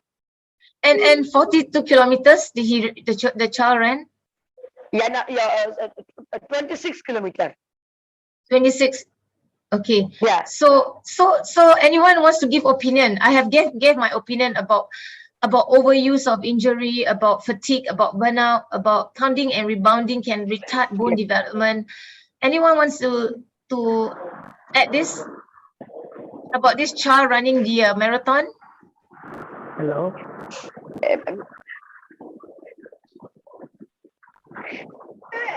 Madam, I think some barriers up to level this age level, I think, but I don't know what is the exact age bar. Okay, I think I don't know, because in Singapore, right, I'm speaking for my country, children who are below certain age are not allowed to take part in the marathon and certain events. For example, we have also the national championship. If you are 16 and below, right, we are not allowed to. So that will prevent early specialization. That will stop people from abusing children, or I use the word abuse, to train hard for their own glory. I have a 12-year-old who run a marathon, personal glory of the coach. So if you probably can speak to your federation, like maybe do not have certain age group to, especially for young children, young kids should not take part in this adult event. What do you think, Mr. Amba? Yes, madam. Madam, it is not organized by our federation. It is organized locally. Yeah, our state locally. Okay. Yes. What do you think, Jeanette? Jeanette, you want to say something? Yeah, just may I add, if you could also see the one from the Discovery, it has there the mini marathon man. If you have watched it, it is the child that has been too early specialization on marathon. And there are so many things that happen to the child. And later on, the government step in. The government step in because it's too early. For me, it's not that good to have a kid at that young age to be having the marathon. He should be enjoying everything at that stage. Correct. Mr. Amba, your opinion about what the child, meaning the marathon, at 12 years old? Marathon is not for 12 years old. It's a no-no, yes. But we have seen, although it is not for 12 years old, we have seen globally, all over India, there was one small kid doing marathon. Yeah. The coach getting the name. It's all the other way. They're not because of the athlete, the coach and the manager who makes money and get names. So yeah, personal glory. It is a structural load. Because children are growing. When you do a marathon, you don't do 10 steps, 20 steps. You take thousands and thousands of steps. Whether it is a half marathon. Or so when you do this running, keeping pounding on that hard surface, you will be a structural load. And then you see these people will not grow. It was also, we had many examples in our ASEAN countries here and also Asian countries, and not only, it is a global problem. Yeah, so that's why the coaches need to be trained. And if they start too early, like what Mr. Amba said, a lot of damage to their body. First of all, it affects their hormones. For boys, they will not break their voice easily. And if they do not break their voice, they do not have the right hormones. Until 16, they do not have the male voice hormone. They have to inject hormones. So that's not good. For the girls, they run too much. It will affect their bone density. It will affect their menses. It's also not good. So like I said just now, a lot of pounding and rebounding on hard grounds will retard their bone development. They will not grow. it will damage, and this child will not run maybe in a year or 2 years time. All right, and if they don't run, it's okay. We are actually not doing justice to the kids. We are actually abusing the child, because to run one marathon, the training behind it is killing. The child has to run every day, maybe 10K, 20K, whatever it is. The training behind it is really really killing. So remember, coaches, you are here. We are here to tell you that please do not start early to train your kids. Okay, do not start early specialization. Do not expose them to adult training. Okay, do a lot of fundamental movement skill. Do a lot of agility and speed skill, like 40 meters dash. All this is important for the development of the children, and you make them stay in their sport for long term. Okay. All right. So next one is to define clear objectives. There is a question, Kyrina, from Yes. Redmi. Yeah. Okay. There is a Early question. glory will not be permanent. What's the question?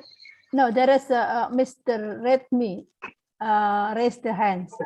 Please, Mr. Okay. Yes. Redmi, Yes. you are raising Yeah. your hand. Okay. Yes, Mr. Redmi.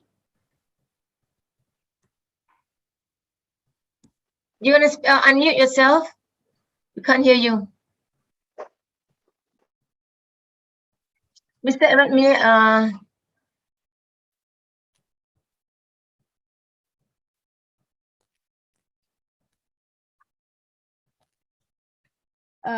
Hello, Mr. Redmi, are you from Iran?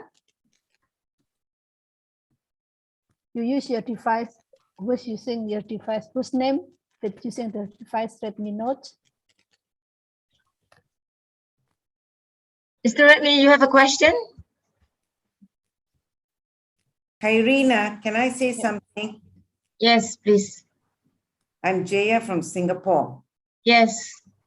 Regarding the event of the young kids joining the marathon, so I think it's the onus goes to the organizer, right? Yes, yes. Organizer and the coach, No, I think it's the organizer, because the entry age in Singapore Marathon, I think the age is 19 years old. You can take part from 19. Yeah. So if these organizers do not put the age limit, I can't say that the coaches are to be blamed, because it changes their lives. They need money and their rewards and all blah, blah, blah, blah. But I think the organizer should be very strict about it, or the body has to come hard on them. Yeah, I agree with you, but we also, I think, need organizer and to educate the coaches. That's why we are all here, because if the organizer didn't have all this, it's good. The coach can be doing this, but I have seen even if we have an age limit to certain competition, some coaches still do a lot of adult training, a lot of interval workout and all that. So coaches also need to be educated and tell the leaders, that this is not the right way. But it's a long way. It's a long way, So if coaches do this and parents think that this is the right, especially parents, they are not well equipped. They're not knowledgeable about this. So a lot of parents nowadays that I've seen, that they think the earlier you start interval training, the earlier you start adult training, the earlier you expose them to adult competition, the better the child will be. Why? Because the coaches never state it clearly that it's not right. So the coaches need also to educate parents so as not to expect a lot of things, kids at a young age. Okay, I have a group of athletes, young kids, where coaches come to me, parents come to me and say, I want my daughter to be this. By this, I want her to run 100 meter in this certain time. So she doesn't know, but I have to educate her. I have to explain to her, and now she's with the group, accepting the right thing, the right education about kids athletics. Yeah, so I think it goes together. That's my opinion. Okay, I have another for 10 15 minutes more. Thank you. Yes. Thank you. Thank you, madam. Yeah. So to define clear objectives, the approach to create specific athletics for children is to define clear objectives and use the sports approach like training and competition. How, okay, we come up with development and socialization access to the culture. So the objective is health promotion, you know, make sure the children focus on fitness, and then I think it's all inside the book that Miss Ria has sent you all. They should be socially interact with other kids, and we also include values, you know, values of whether they win or lose in a fun competition, it doesn't matter, you know, they should be humble, they should be helping each other. About a lot of social values should be instilled during the fun competition. Okay, and then a team event is not individual, because kids, when you expose them to individual events, they get very bored. Okay, that's just bored because they're on their own. So that's why World Athletics introduced a team event. So 6 in a team, 5 in a team. Later on, Miss Jeanette will show you all about organizing this kids competition as a team event. Okay, so and just now Mr. Amba also said it's always a team event. All right, and the different age group like 6 to 7 or 7 to 8, then 9 to 10 and 11 to 12. All right, and also the proposed age appropriate event. For example, we have sprint hurdle. We always have relay, which means less stress and more fun. Okay, most of our competition are in a relay form. Like we have the sprint relay, the shuttle relay, and then we have the Formula One. The Formula One, they run around different hurdles and different stations, and it's fun. And then they give to their friend, pass the baton to a friend, and the friend continues. So it's a relay. It's a mixture of sprint hurdles and slalom run. Okay, that's Formula One. And then we have the 8 minutes endurance run. The 8 minutes endurance run is just a endurance run for 8 minutes, but no pressure. They run at their own pace. So we have jumping events, and then appropriate, like for example, long jump, standing long jump, cross hop, all the fun event. And we have throwing events like the target throw, the soft javelin, not the real javelin, for, you know, safety sake, and then the knee throwing. Even we have discus for the teenagers, but it's made of rubber. So all these event that is suited to the age group. Okay, and fun. We have a team event like multi-event. It's also it's a for teenagers, but it's a kind of a team event, so they can, some of them are good in running, some of them are good in throwing. They can come up and add the points to sort of like a team. They add all the points and then they achieve the result. Okay, and then okay, so these are the things that you need to consider. So enter the sports logic through the main element like competition. Remember, it's always a fun competition. Okay, and this is the element which structures training, stadium, coaches, judges. Later, Miss Janet will tell you all how many judges we need, the structure of the competition, the structure of the training, the organization of the whole competition. It's going to be fun, and you all have to sort of organize it. Okay, it is later part of the day-to-day. Okay, so World Athletics came up with come up to the children's expectation and IAF objective, and therefore Kids Athletics was created or has been created in 2001, and I started this in 2003. I think the kids really had fun. They took part, and it's manageable. Doing the events is manageable for the children. It's easy, it's less demanding. They are happy, and they get to mix with other friends of their age. All right, so that's how we come up with why Kids Athletics was introduced by World Athletics, and it has been created in 2001. Okay, just now Mr. Amba has shown this also. This is a competition tailored to the children. It's playful, like what Mr. Amba said just now. It's fun, it's playful. They go around like here. They go around going from station to stations, you know, doing jumping, throwing. This is called the cross hop, javelin, the ladder run, you know, and the Formula One. This is the Formula One. So it's playful, it's accessible. You can do it anywhere in an open space as long as it's not slippery, it's safe, it's conducive, and it's practicable. You know, last year, a few years back, we did at even shopping center. We showcased to participants who were, I mean, to the public who went there for shopping. I think some of the kids stopped by and they try out. It's like a tryout session, but it's not, we set up in a shopping center, but it's not, all events are not there. So it's a team event, and try to limit the events within 2 hours so that the kids will not get bored. Because in some competition, it dragged to the whole day. The kids get switched off, they get turned off, they started running everywhere. They will not be focused, they will do something else. So try to minimize the timing. Maximum is 2 hours. Pick the event that you like to do, and make it brief so that the kids will not get bored. Because kids' attention is very short, so make it brief and let them focus and finish all the events within 2 hours. Okay, try as much as you can. Okay, so when I had competition in Singapore during those years, I organized a national kids athletics competition in Singapore.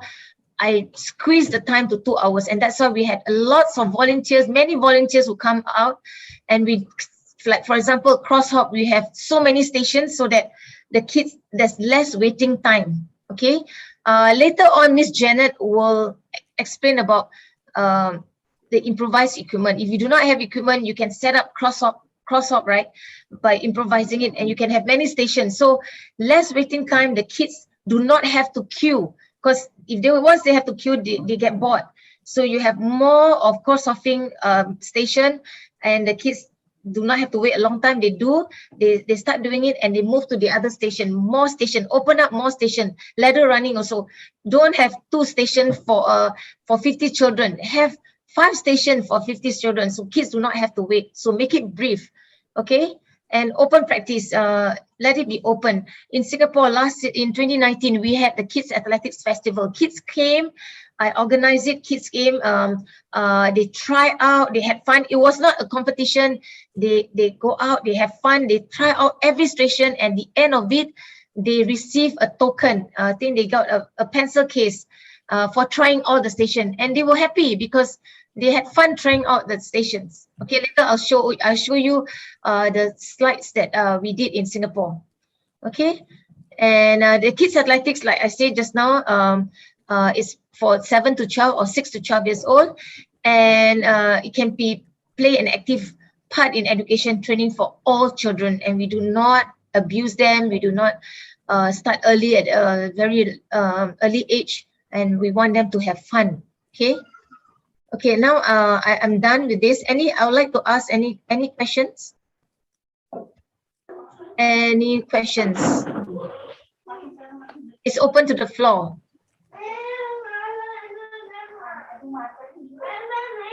Any question? Can you mute the thing? Anyone don't understand? Anyone would like to share what you've done in your country? We have about 10 minutes. After that, we are going out for lunch, right, Miss Ria? Yeah. Yeah. We have break for lunch. But Yeah. wait a minute, I think there Hello? is. Yeah. It's not Yes. Hello? Yes. Please proceed. Mr. Rahman, please proceed. Yes, ma'am. I am totally agree with you. Now we are going same pattern. Totally in India, after level 1 or level 2 courses, all are going correctly in way. We are totally satisfied with your points. We can't train more or specific in early age. In kids athletics, we will only for fun or motor ability training. We can't give specific training for athletes, or this is only growing age. So we will work on motor ability, general fitness, mental fitness, etc. Hello. Yes, Mr. Rahman, we hear you. That's very good, Mr. Rahman. I think you're going the right direction. Which state are you from, India? Thanks to World Athletics for providing us totally correct knowledge. If we will follow World Athletics to do, then definitely good results in everywhere in world. Thank you, World Athletics, especially for kid athletics or level 1 or level 2 coaching courses and providing us a wonderful knowledge. Thank you, ma'am. Thank you. Thank you. Which state are you from, India? Which state from India? Ma'am, I am in Delhi, athletic coach from Chhatrasal Stadium, Model Town Education Department. Okay, good job that you're doing. Okay, anyone else wants to share what you're doing in your country? Anyone else? We still have time for sharing. I'm leaving 10 minutes for sharing.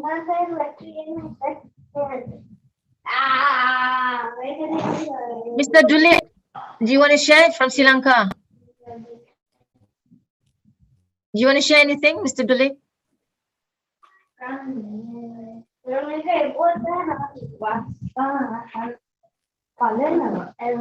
not sure whether you can hear me or not. Madam, I have a question. Yes, Ms. Fahad. Yes. That is, if I'm not wrong, is it the age for the specialization is 16? 19, like what Mr. Amba said, about 19, 18, 19. Yeah, 18, if they are 15, 15, 14, 15, 16, they should be doing multi-event, right? So if you do high performance starts at 18, 19 years old. 18, 19 years. Okay. Yes. Thank you, madam. But if they are younger than that, they should be doing multi-event. It is semi-specialization, not full. Oh, I see. Okay. Thank you. Any more questions?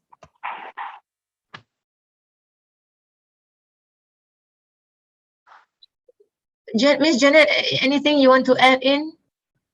No. It's just that we'll not be having a break yet, right, Ma'am Ria? Because we still have the 1 to 1. Okay. Then we have the 1 to 2 for the break, isn't it? Okay. So now are we having the break, right? Lunch break right now?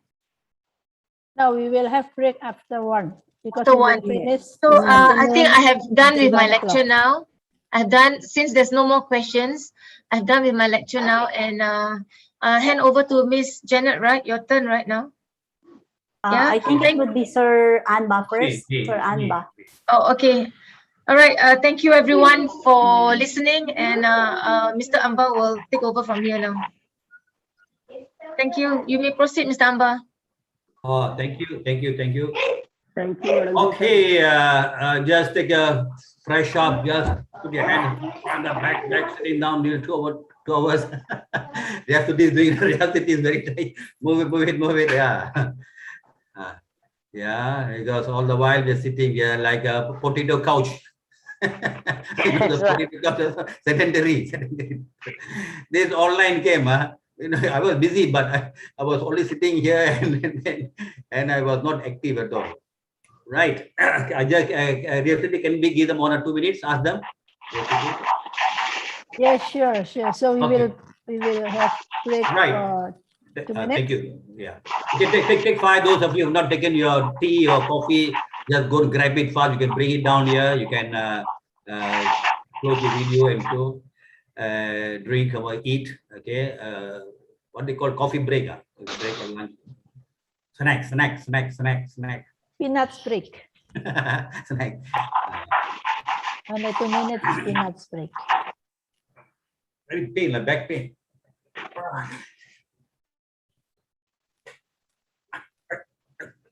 Yes, it's stretching time. Later, I'll take you for a run, Mr. Amba. Where? Lunch on the virtual lunch. This last 1 year, this during pandemic, my friends send wishing morning. They put the breakfast all, tosse, idli, all this. I say, well, you always send visual of WhatsApp. When are you going to bring me to the real restaurant? Always in the good morning, we have our. Okay, if not, we don't go for a run. I'll conduct an in-house aerobic for you. Okay. Right. Okay. I think I'll start because Madam Ria Tuti. Let's start now. Yes, please, Panda. Okay. Thank you. Okay. Welcome back to World Athletic Kids Athletic Activated Trainers course. First day, and I see all of you are really, really enthusiastic, energetic, very committed, asking a lot of questions. Okay, I wish that not only 1 or 2% ask, everybody ask. Okay, do not worry. Maybe it is a silly question or a stupid question. No question is silly or stupid. A question is a question. Okay, right? Okay, you can ask and then you can share. So we have a two-way communication. Don't be like this. Just now I showed you one way. Top down system. Right. As I told you just now in the morning, that wife is cute when she is mute. Okay. So kids athletic coaches here are all of you are cute because all of you are mute. But I cannot see whether you're cute if your video is off. How do I know whether you're cute? Only I can see the first page. Jessities look so cute, and Karina and Mazaza from Maldives. And Myanmar friends, handsome. Yeah, I don't call men cute. No, men are handsome. Okay. And all handsome. Andri is Indonesia. Apa kabar, Ba? Okay. So I hope that everybody on the video as what the organizer Yastuti has been telling today morning.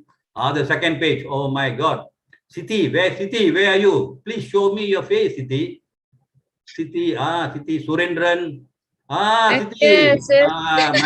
My student, a few years back, and then Andrew is there. Good. My battery is running down, so I will try to join with other device. Please let me in. Who's that? My name is in Myanmar. Myanmar. My device is, my computer battery is running down because state power off. So I will let in another device. Thank you very much. Admin, take note. Yeah. Maldives. I hope you are coming up here. Yes, we are okay. doing it. How many faces coming? I can see the cute and handsome face now. Hindu from Sri Lanka. How are you?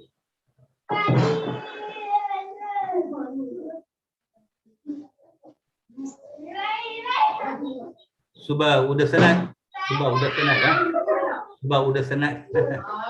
Okay, somebody's mic is not mute. Some children are making noise.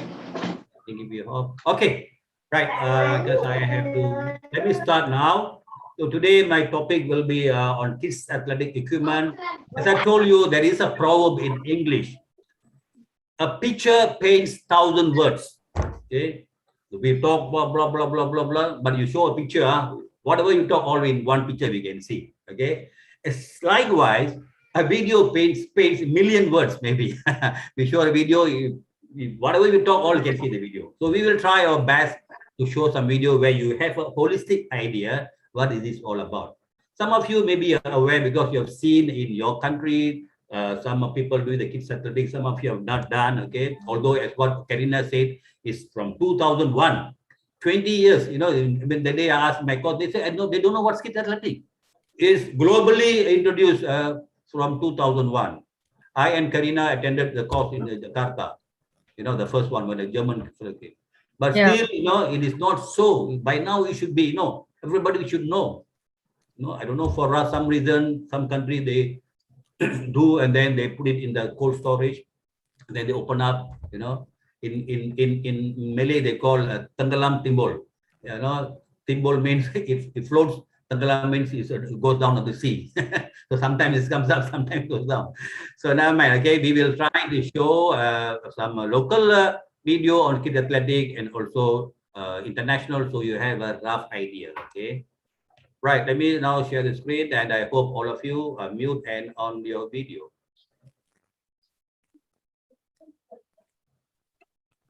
I only take half an hour because another half an hour should go to Madam Janet for the kid athletic events. Okay.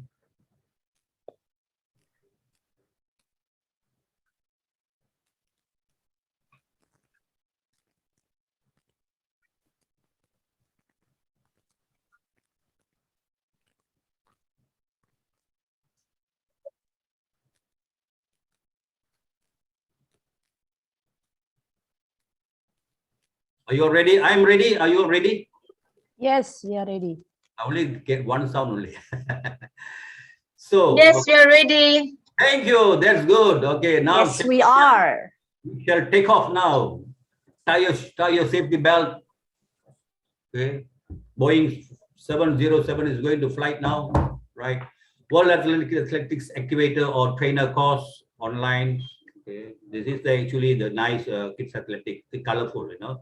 Should be blue and green. I don't know. Okay, right. Okay. So online again, that is September. So this is the equipment.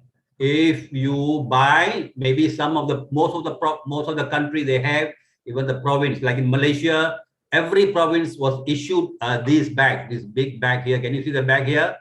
This is a kid athletic. All this equipment inside here, it's a big heavy bag. You cannot carry it. You have a roller, you have to pull it up. Okay. So all equipments are there, including the banner, the kid athletic banner, the soft hurdle, the turbo, what do you call that? No, this is a turbo javelin, hard javelin for senior boys.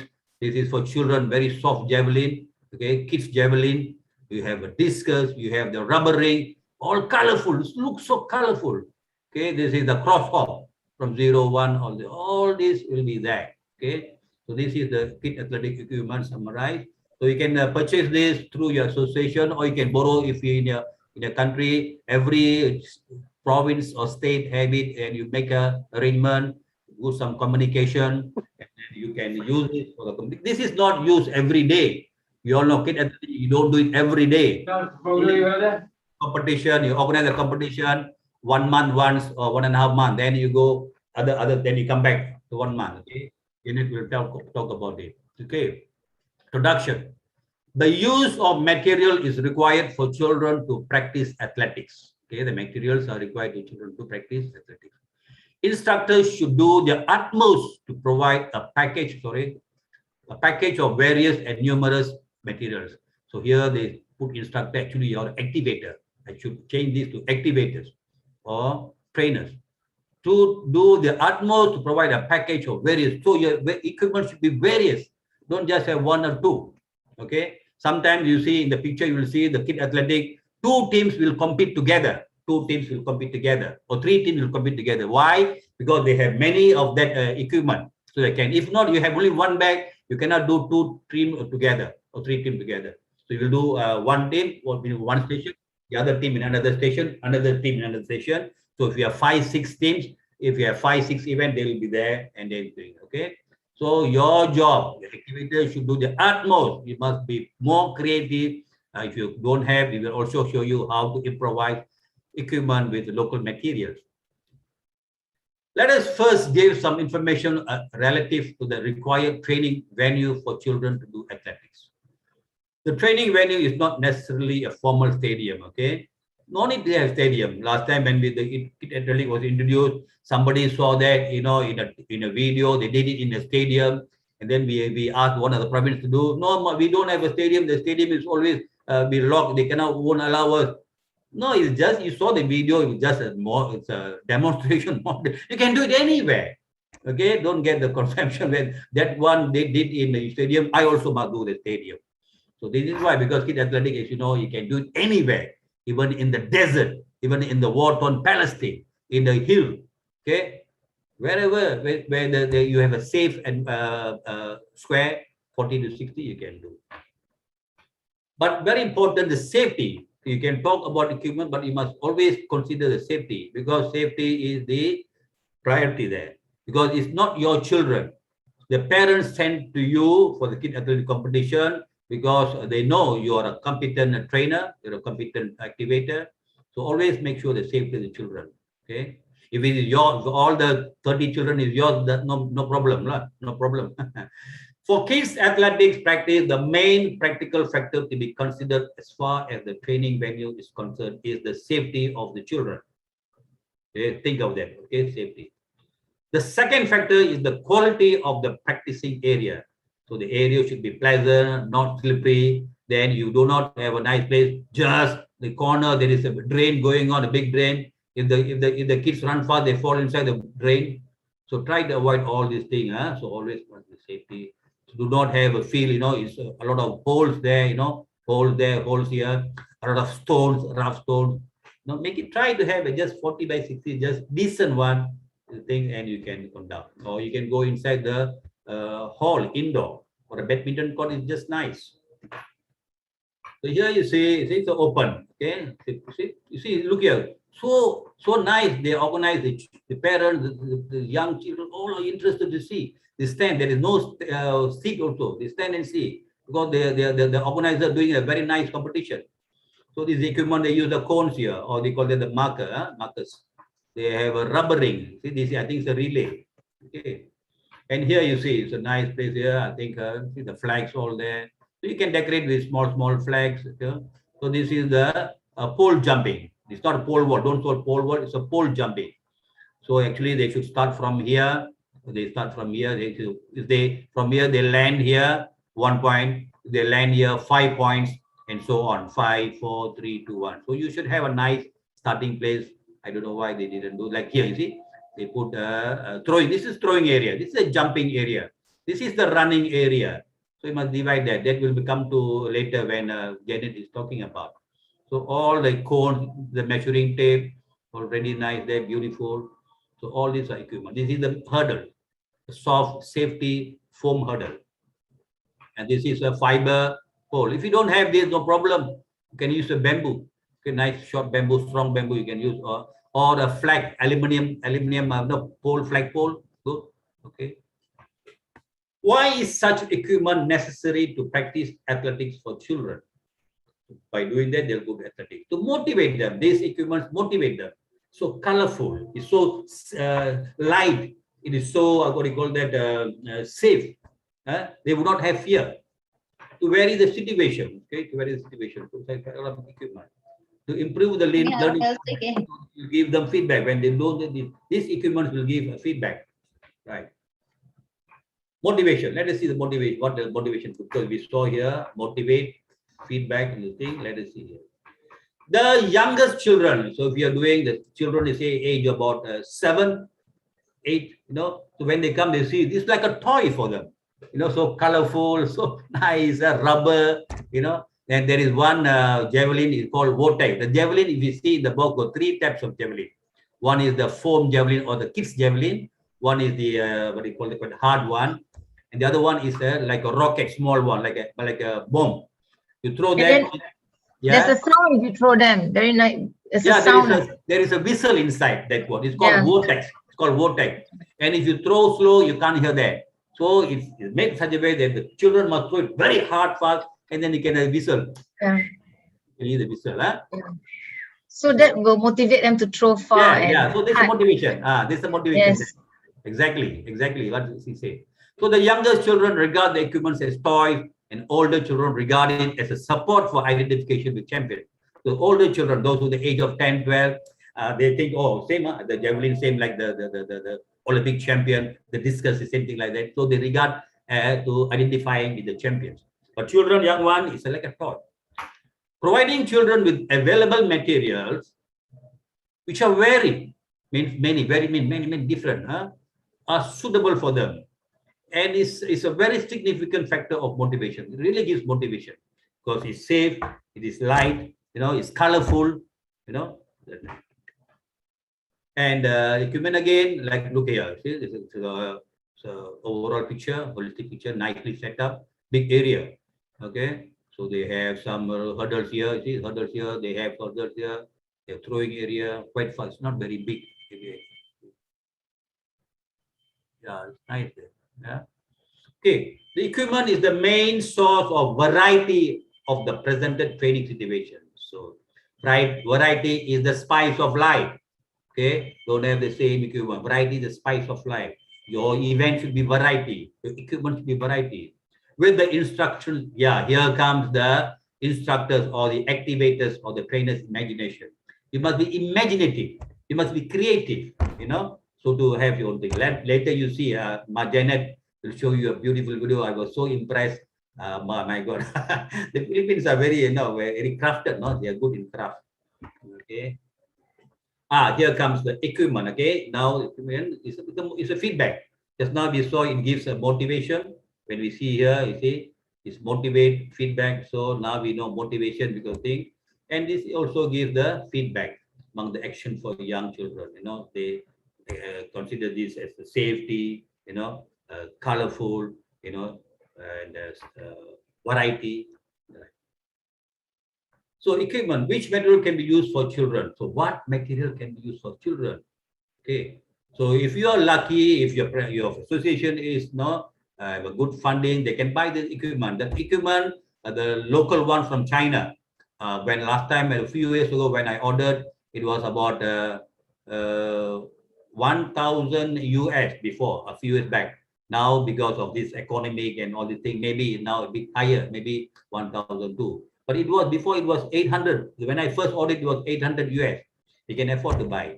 But if you cannot afford to buy one, you can join 3 schools. If you are in there, 3 districts or schools can join and buy. That's why I always advise. If you one person or one organization, one school cannot buy, your neighboring school buy, join together and 4 or 5 and buy, it will be cheaper.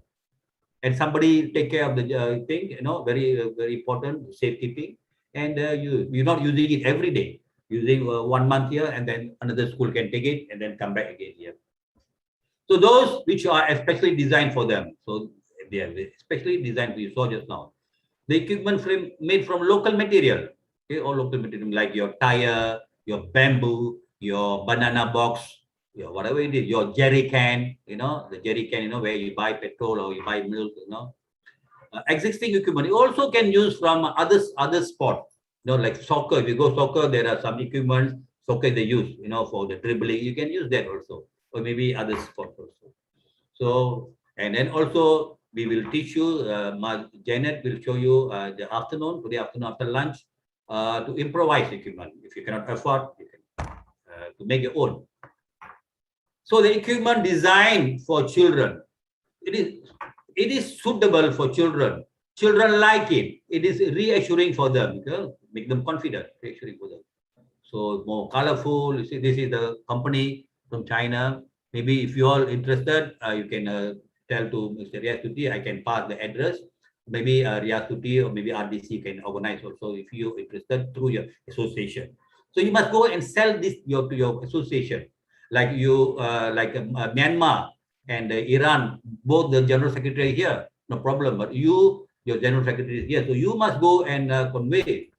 Don't keep to yourself. This is a good idea. Go and tell them. So I attended the course. Thank you very much for sending me. Now this what we can implement. Now we can attract children, the generation Z. And from here, then we can have more children to come up to the next stage. So here, this one I don't want to talk because this is this is from South America, I think Ecuador, one country where my friend is there, Beyond Bangaman. So you see, from this family, these are the parents. The parents come there because the children are there. The parents are there. You see, all are rough material, local material, tire, bicycle tire, this thing, banana box, or they call card box. This thing, and then from there they all work. I think within one day they make all this so colorful. You see, they have a cone, they have a thing. This one I think I leave it to Janet. I will talk much on that. So this is called local material. Calling what do you call that? Improvising kid athletic equipment. Improvising kid athletic equipment using local material. Warning. So although we want to do local material, but you must be always think of the safety. Sometimes we are carried away. We forgot the safety. So very important, especially when you make some equipment, you should always think of the safety. For such local material, it is necessary to increase vigilance, careful vigilance as to the safety of users. This material should also be as pleasant as possible, colors, etc. Okay, so sometimes you don't have a cone. So if you have a very big, the Coca-Cola bottle 1.5, you put in water, you add some essence color, green color. You put one drop, it become a green bottle. Then you can use it. Children like it. Okay, not necessary to buy. Okay. So there, I told you equipment from other activities. So this is from football. You can use this the medicine ball or the football or basketball cone. There are many other sports you can use the equipment. Okay. The equipment used for athletics session should be maintained in good condition. No, it's no point we just buy and then we don't take care and then we spend about $1,000 and it all is wasted. If you don't take care, torn, then you don't keep a good invoice, you don't keep a store, and then it goes missing. It happens always because it's attractive. So you always maintain in a good condition, keep an invoice, and then and tidy it up in a correct and convenient way. I will show you a video if I got time because I have another 15 minutes. So how the children, we must let them do this by themselves because they are the generation Z. They know how to do. They can do it by themselves. Okay. Upkeeping the equipment. This is very important. Okay. It is done because if we Asians like that, we buy, we spend so much money, we buy, and then that we just chuck it there. We never stack it. The big, so smelly. We just stuck it put in the bag. So you must educate the children. You see in the video later, if I got time, I show you. It is done after each session. After each session, you must fold it, put nicely, and then all the things nicely in your store. It is required small implements and a minimum of tools on the training venue. So you don't need to bring everything there. So one day this, and then you can easy for you to pack up back again. And what is written there? I always blocking here. What is the title written there? What is the title written there? Tidying the equipment. Because sometimes it's word blocking. When people on the admit here, I can't see the blocking thing. Somebody is there, Riyaz to be admit Ali Sharif. Ali Sharif is okay. Ali Sharif is here. Okay. Now I can see the thing because it's blocking. So tidying the equipment, very important. Okay, we must educate these kids. We should not spoon feed everything to them. You see the difference between us, children, and the European. So guarantees the preserving. You must preserve the equipment, clean, prep. Okay, should be organized to enable children to carry the material. So if you organize nicely, you have some bags, you have some boxes to carry it nicely. If say you have the rubbering all in a small box, easy to carry. Don't let loose.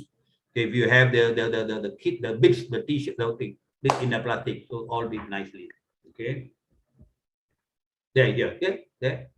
This one, I think the coach went to the shopping mart and return the trolley, bring it to his school. It's a shopping mart trolley. So you can tidy nicely the cones there, and then everything nicely tidied up, put the sauce here. Yeah. So this one, some idea, this is where they will do. This is, I think Janet will cover. See, all the parents, using the paint, there, the equipment again. This is improvised equipment. See, they have the starting place, the bigger tire. The smaller tire is where they land the points, 1 point, 2 point, 3 point, 5 point. And there you are. See, here they put a throwing area, T, the throwing area. They put the jerry can. It was a white can. Now they painted yellow, blue. Different color. And then you see the javelin made of like what do you call that? Like a shuttlecock. And they have the measuring tape. So all throwing area here. Okay.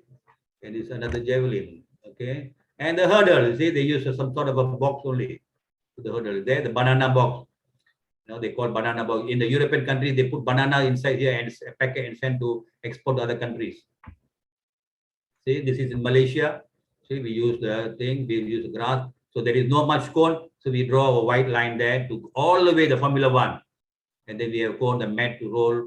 And then we have the bibs, we have the rubber ring, cone. So this is Malaysia. This is the age of I think 7 or 6 in the kindy. Okay. Then of course you'll have a score table. Janet will explain all the things. So this is part of our equipment also. This is very, very important. Scoreboard. Okay. At least if you have many helpers, 2 can maintain. If not helpers, many, 1 will do. Okay. Welcome to the world of kids athletics. Thank you very much. Let me try to show you a video. So I have still some time. So you can have a look at the video. Okay.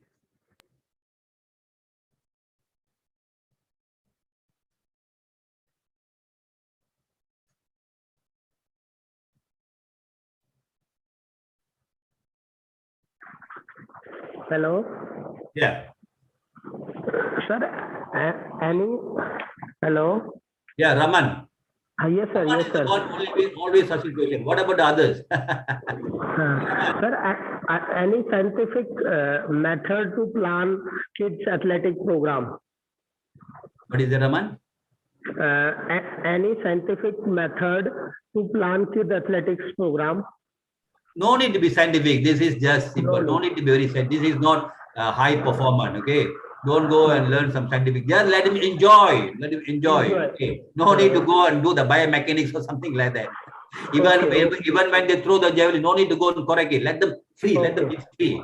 So the children who don't like to be controlled, let them free, and then once they go, they will go. Okay.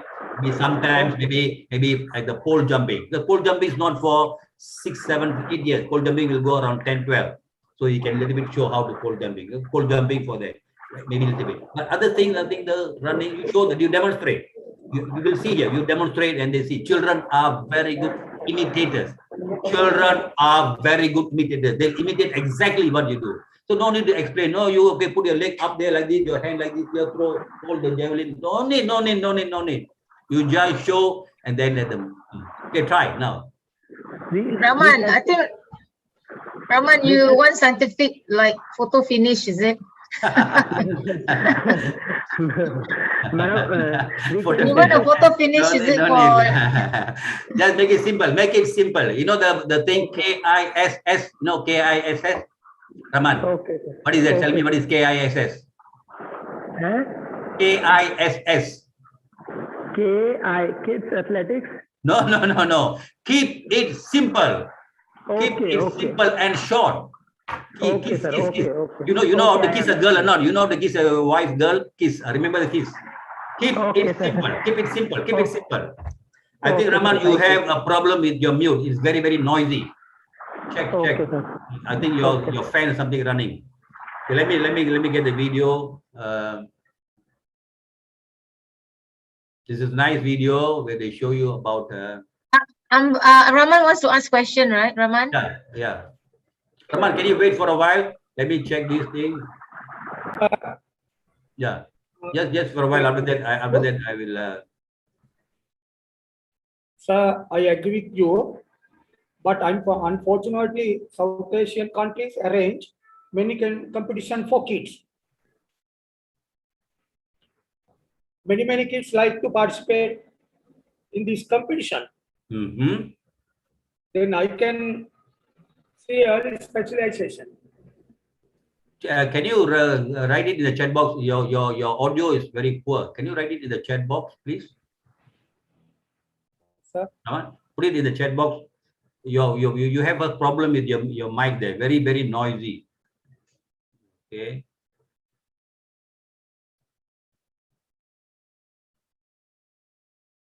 Okay.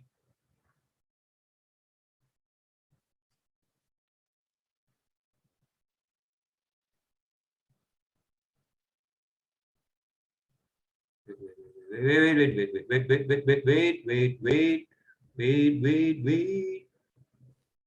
Okay, we can wait. Can you see my can you see the video here? Not yet. Can you see? Yes, we can see. I don't know how to make it bigger. Okay.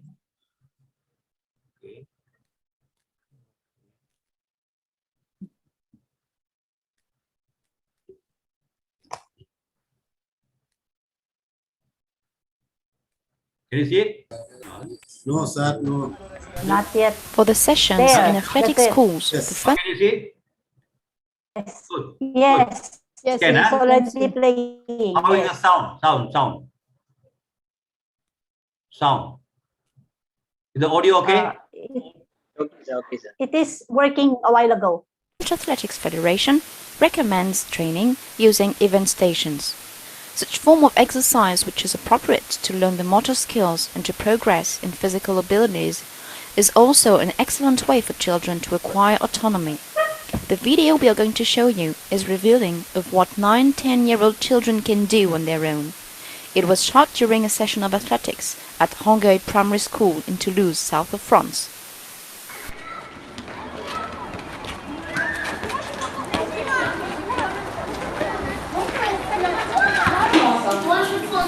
Autonomy is a general behavior, and children act responsibly right from the beginning of the session.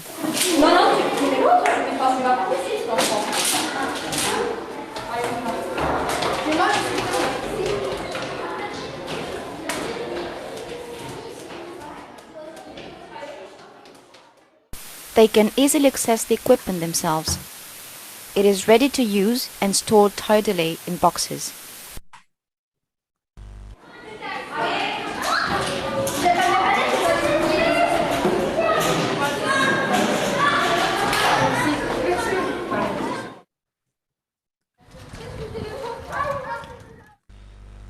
The session will take place in the playground of the school.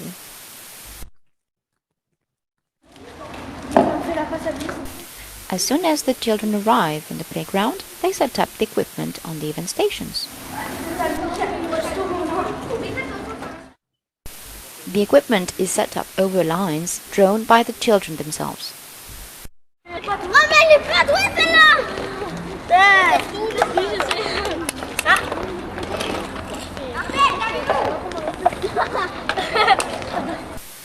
The various event stations, along with precise rules, were also made by the children.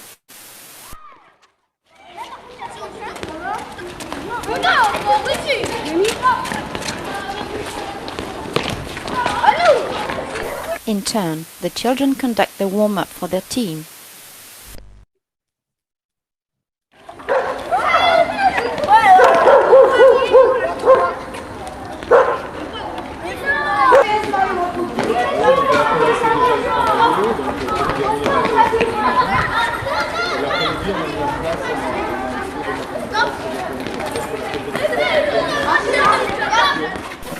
Bibs in the team's colors are significant displays of membership of a team. The children start the competition alone, but at the same time.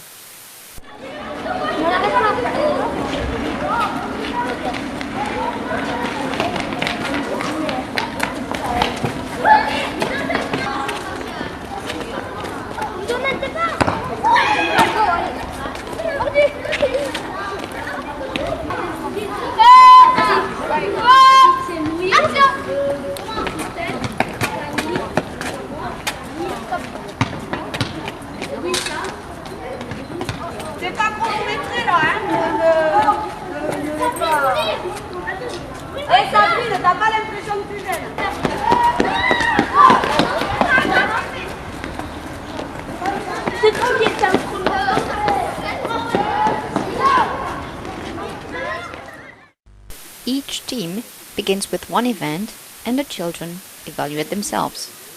When the event is completed, a signal is given to change from one event station to another. Bonjour. C'est un suivant.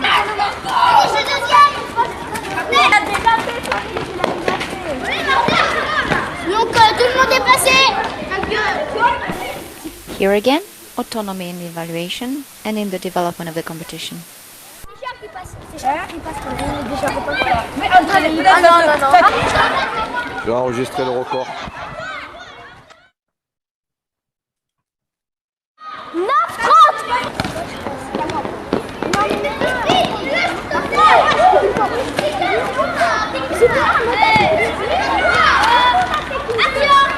Le mieux est plus adapté.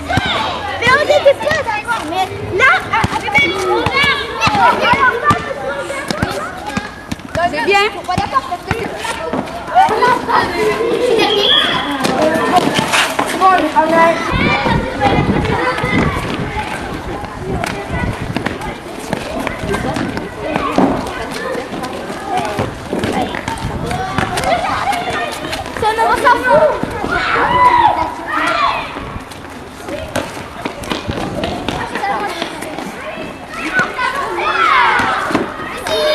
Allez, montre-nous.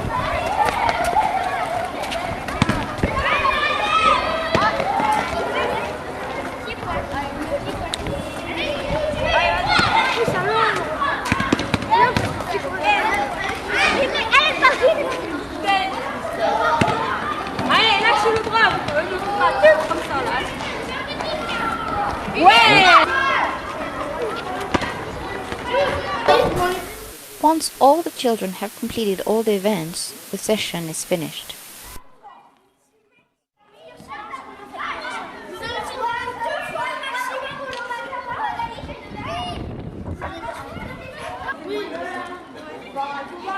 Performances, which shows their interest in the activity.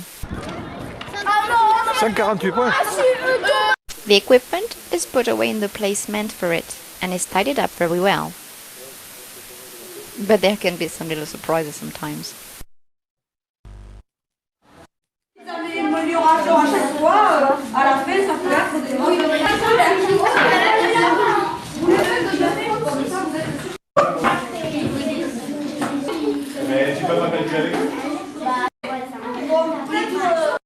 In such type of sessions, when the children are very autonomous, what is the role of the teacher? Non, pas forcément. Non. Tu vois, on a fait rugby, il y avait d'autres équipes.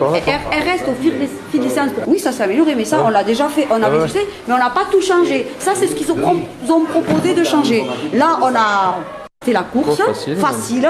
Alors, mettre le chrono. Copybooks, and they learn how to classify their activities. So when they ask, what did we work on? The answer is given in this chart, which summarizes all the activities. At the end of the school year, every child knows how many physical education sessions he or she had. It's written on their copybooks, and this is precise. To be successful, the work needs to be precisely prepared and organized beforehand. Besides creating the curriculum, the teacher has several roles during the session. He or she can give some advice.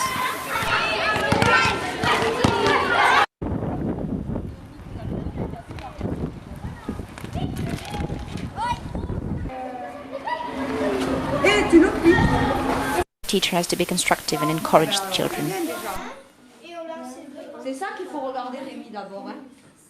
Whether they are in clubs or in PE classes, children can act responsibly.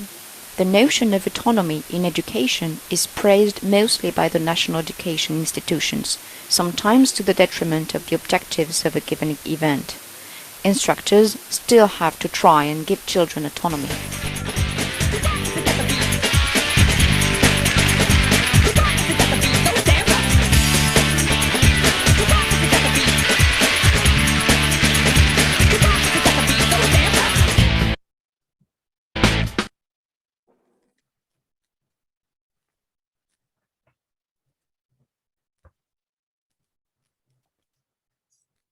Okay. Thank you very much. I hope you enjoyed the video. This is not actual kid athletic. This before kid athletic was introduced. This was the German. They have this in their school, German. From here, kid athletic, they got some ideas and then they designed actual kid athletic. You can see different, okay? So they go all do in a group. But here what we see is that the autonomous, the children can do themselves. See, because they are in that, what I showed, the generations, they can do something. They're so smart. So this is just ideas how we should also make sure that the children are sometimes dependent. You can guide first, and we will show you more videos, actual kid athletic video. This is not a kid athletic actually, it is a German program, but from there we took a thing and then we designed a kid athletic program, which we'll see later in the video. Thank you very much. Any questions so far? Any question? If there is no questions, either two things happen. One, you understand fully, or either you didn't understand at all. Okay, I know all of you understand. The first day, all of you shy. Don't be shy. Be more, I'll call the repo. Okay. Siti, how are you? Fine, sir. Great. Great. Great. Okay, right. Okay, now there's no question. I hand over to Ma Janet because she has another half an hour kids athletic events. Thank you. Thank you, sir. Thank you, sir. Thank you, sir. And good afternoon, good afternoon rather to everyone. I would just shortly introduce myself. I'm Jeanette Obiena from the Philippines. I've started kids athletics around 2006. I've been with Karina at the second with Sir Malik as our lecturer the first time there. And I started kids athletics in the Philippines from 2008 until the present. Later, as we go on, we will have to see how we could do it in the situation that we are right now, which is the pandemic wherein we cannot see face to face. We'll try to make it as live as we can. So I will start share my screen for the events, and also we'll be sharing more videos as we go on. I hope you see my screen. Can you see it now? Yeah, thank you.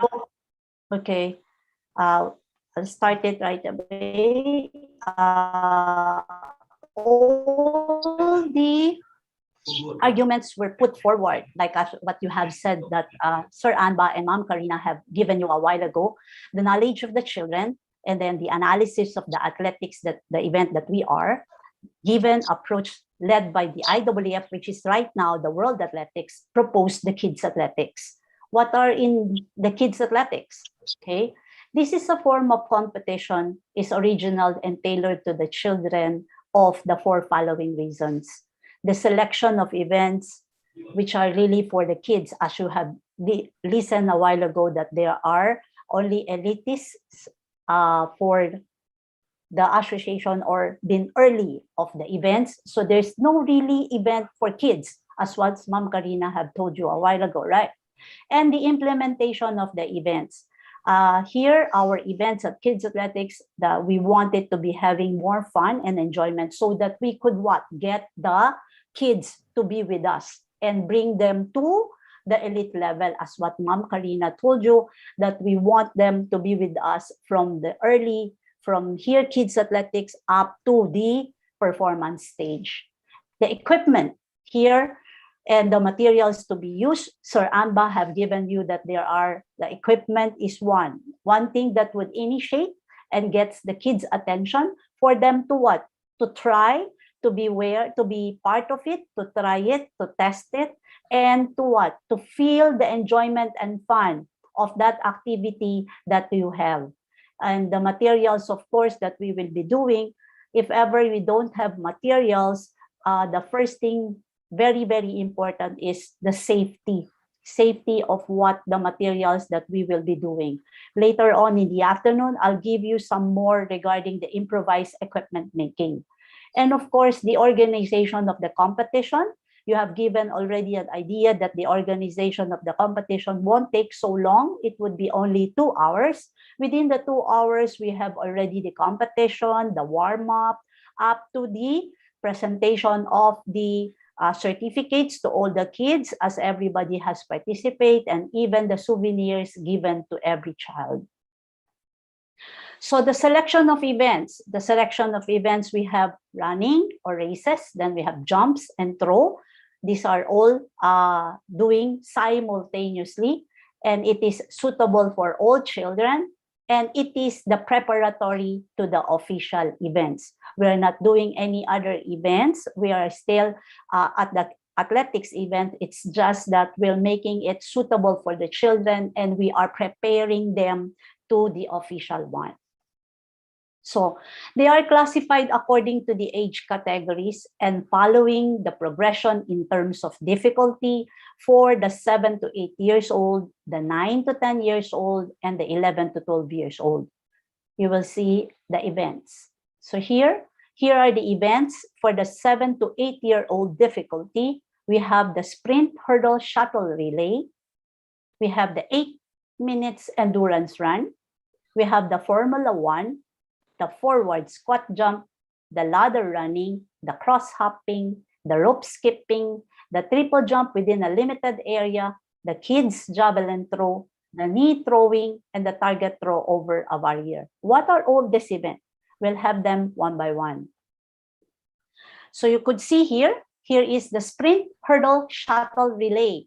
Okay, we have a team. In our team or in each group, there are usually a member of 10 or sometimes 6 or maybe 8. It depends upon how we have 30 kids there, of how we will group them accordingly. Then on the group, we will divide them into 2 equally. There would be a 2 post. So this is the post there, 1 there and 1 at the other one. Then dividing the team equally, if we have 10 members, we'll divide them 5 at this side and then 5 at the other side. Okay, so the area of our sprint hurdle shuttle relay is about 2.5 meters the width, and the length is approximately 40 meters, with your 2 meters before the pole, and then you have 9 meters from the pole to the first hurdle. And in between the hurdles, we have 6 meters. And then from the last hurdle to the next pole, we have 9 meters. And again, 2 meters from the pole to the edge of your starting, wherein the kids will be piling. So you have 5 here and 5 at the other side. The one with the ring there would be your start, wherein the timer, since this is a running event, the timer will be at the ring, wherein he will start the time and finish it here. Okay, but the question is, how would you know if they are done or if they are finished or the group is done? What is the indication that it is finished already?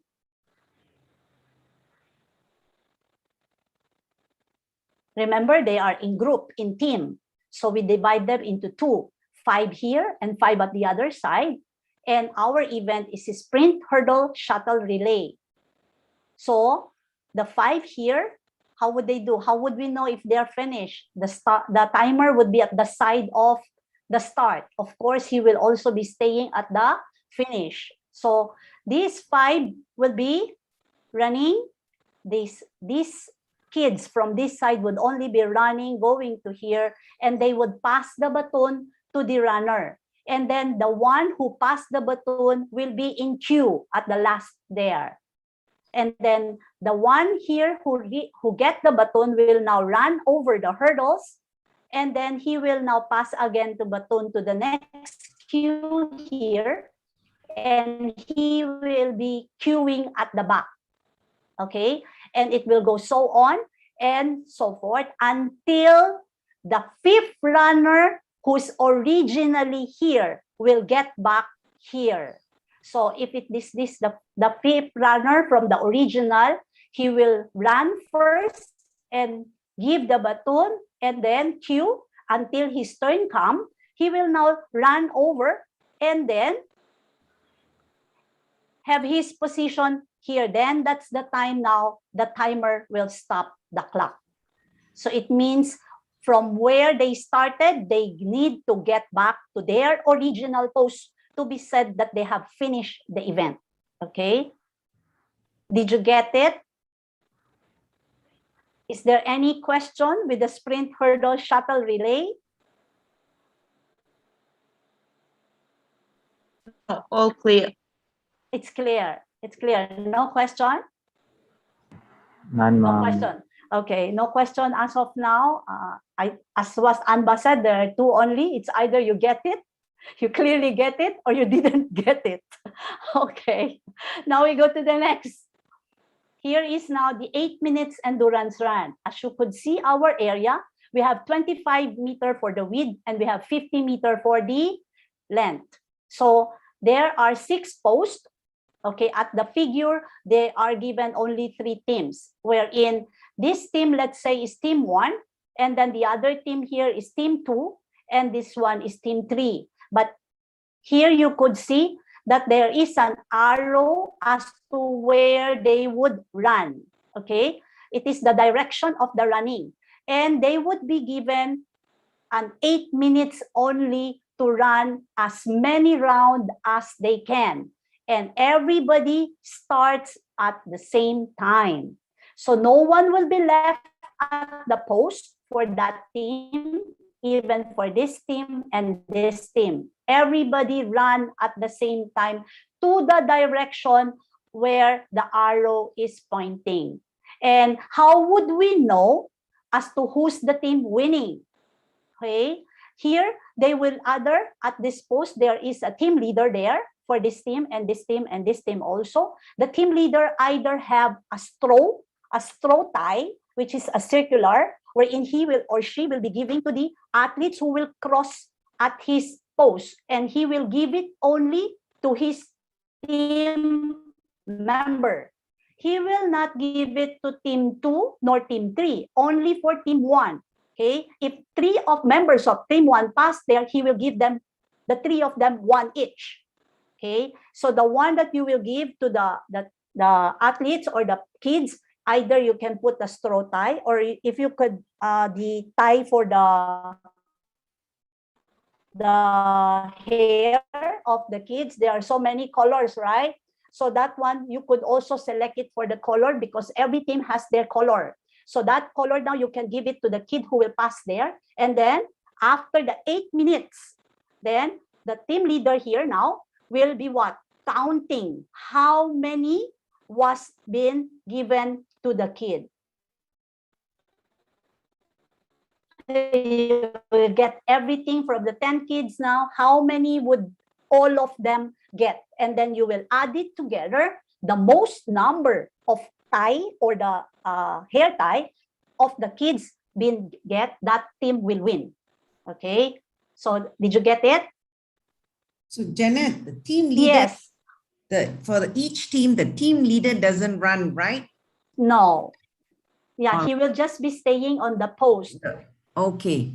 Yeah, he will just be staying in the post, and he or she will just give the tie or the ribbon or whatever thing. Yes, whatever thing to his team only, to his team, not to the other team, only to his team. And then when the time's up, he will just collect it from the team and count how many was it, and then it will be given to the scoreboard. So the number of participants for each group should be the same, right? 5, Yes. 5, 8, 8. Depends Yes, on yes. the number of participants. Okay, I got it. Yes, yes, yes. Thank you, Ma'am Jaya. Is there any more question for the 8 minutes? Jeanette, just a suggestion also. Sometimes, right, in Singapore, right, what we did is we did not ask the participant to be giving out the thing. We got volunteers. You can actually also do that. Volunteers to give out the what do you call the thing that you will give. Yeah, the ball, and then because then the team leader will not have a chance to run. So what we did is everybody will run, and then the volunteers or the teachers or the officials will give the bands or the sticks. So yeah. So Jaya, you can also do that actually. Yeah, I was also thinking that way, because that's yeah. Because then to organize. Actually, the team leader there, the team leader that is with them is not a participant who is running, because you need really one team leader who will be guiding them for the rotation, rotation. That is why he's not part of the athlete who will be running. But I think Miss Jaya thought is one of the team members, but now, it's not the team members. It's a volunteer or a teacher or an official. Yeah, that would be the way. Yeah. Yes. Yeah. He is the team Don't leader. deprive the children of taking part. Yes. No. Deprive Every the children children will from take taking part. Yeah. Yes. Thank you. Got it. The children will collect from the team leader, which is the official or the teacher. Yes, or a teacher. Yes. So it's not part of the team. So participants, I think you need to know this, because later on, I think Miss Janet will give some practical thing to you all. Yeah. So this part actually, is it would be at the organization, Kyrina. It would be by tomorrow. I'll be touching all events only today. Yeah. That is why. So just to this let part them know is that in I mean, this part that you're lecturing is quite important, I feel. Yeah. Yes. That is why. Just to give everybody a tip, or why in every team there is one team leader who is either a teacher or a volunteer, who will be guiding all the team in every station that they will be going.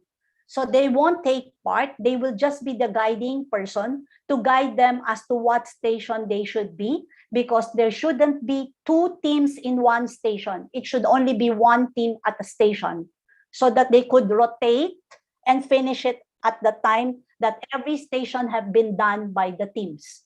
So that the team manager will be the one in charge for that one. If we are on a face-to-face, that would be it. That would be his duty, the team manager's duty. So he needs to know where station would my team go after this station. For example, I'm team 1 leader. So I'm at endurance for the second station, for example, in Formula 1. After that station, where will I bring my team to the next station? That is my duty. So that there would be no teams crossing, having 2 teams in a station. Okay. Is it clear now? I hope. Yes. Thank you. Now we go to the next. This is one exciting event. This is the Formula 1. It is also one form of a running event wherein you could see that it is somewhat like a Formula 1 race course. Okay, there you had see there are 3 mats. As this figure, it is for 2 teams competing at the same time. Here are the mats wherein they would do a forward roll. Okay, they would do a forward roll, and then team here would be going to this slalom, curbing, then go to the slalom outside. This 1, 2, 3, 4, 5 is for the outside one. And then 1, 2, 3, 4, 5 post will be for the inside one here. So that would be the slalom there. Because you might get confused of the figure. Why is it there 2, then they'll go in. Only 5 for the inner and 5 for the outer. And then you could see them. From there, they would run over the hurdles. This is for the inner and this is for the outer. And then they would go and pass it to their next teammate. And then they would queue here. From the first one up to the last one, wherein the timer, start the time from the first and then finish it to the last one reaching here. And of course, because it is a running event, how do we declare a winner? How do we declare a winner if it is on a running? Well, we can select teams.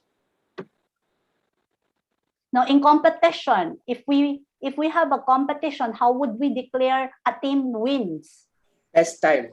Yes. Best time. Yes, very good, very good. It's the best time or the fastest time. That is how would we do it. Okay.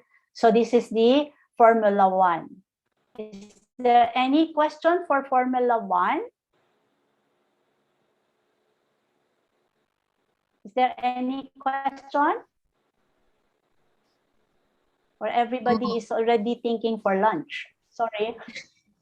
No. No questions? Clear. No. Okay. Now we go to the next event. It is the forward squat jumping. Okay, at the forward squat jumping, all the members here, if you have 10 members, all the 10 members will be queuing on one line. And you have the starting line there, and you have the tape measure. 0 would be placed at the starting and roll down the tape measure up to the end of that one.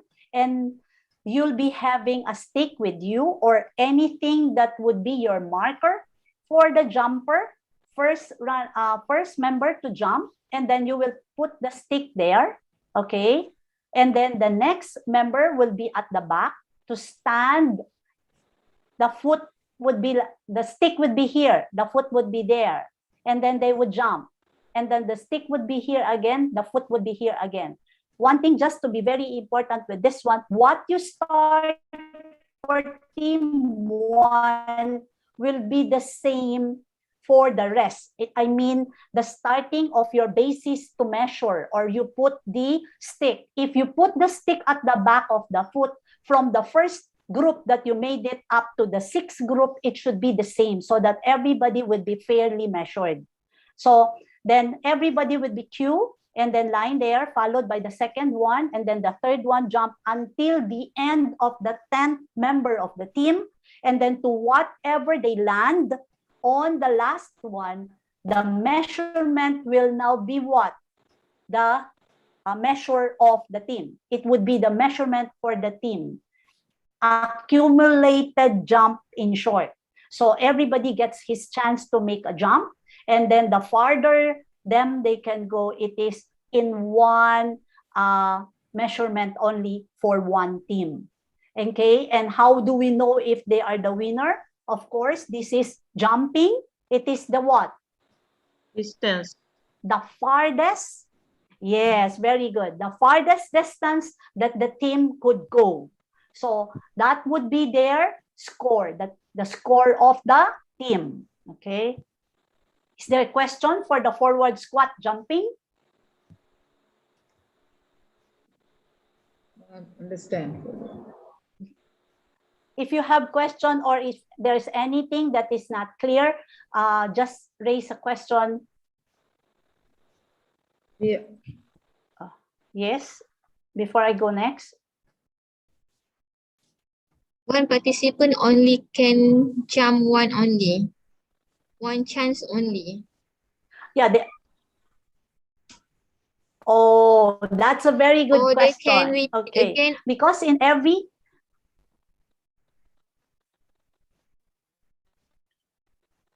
Yes, ma'am. One participant can jump one times only. Yeah, If very they good can question, repeat ma'am. again, if the jump cannot do a best.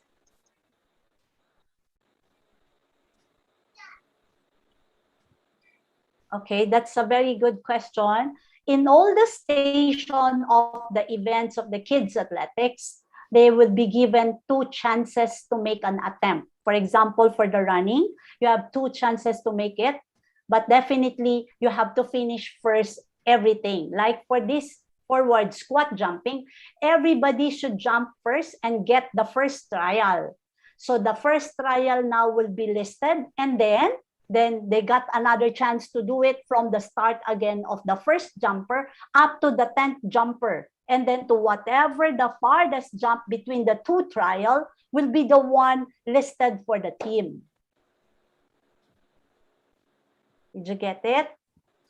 Janet, can I summarize? Yes. Can I have my interpretation? I hope it's what you are saying.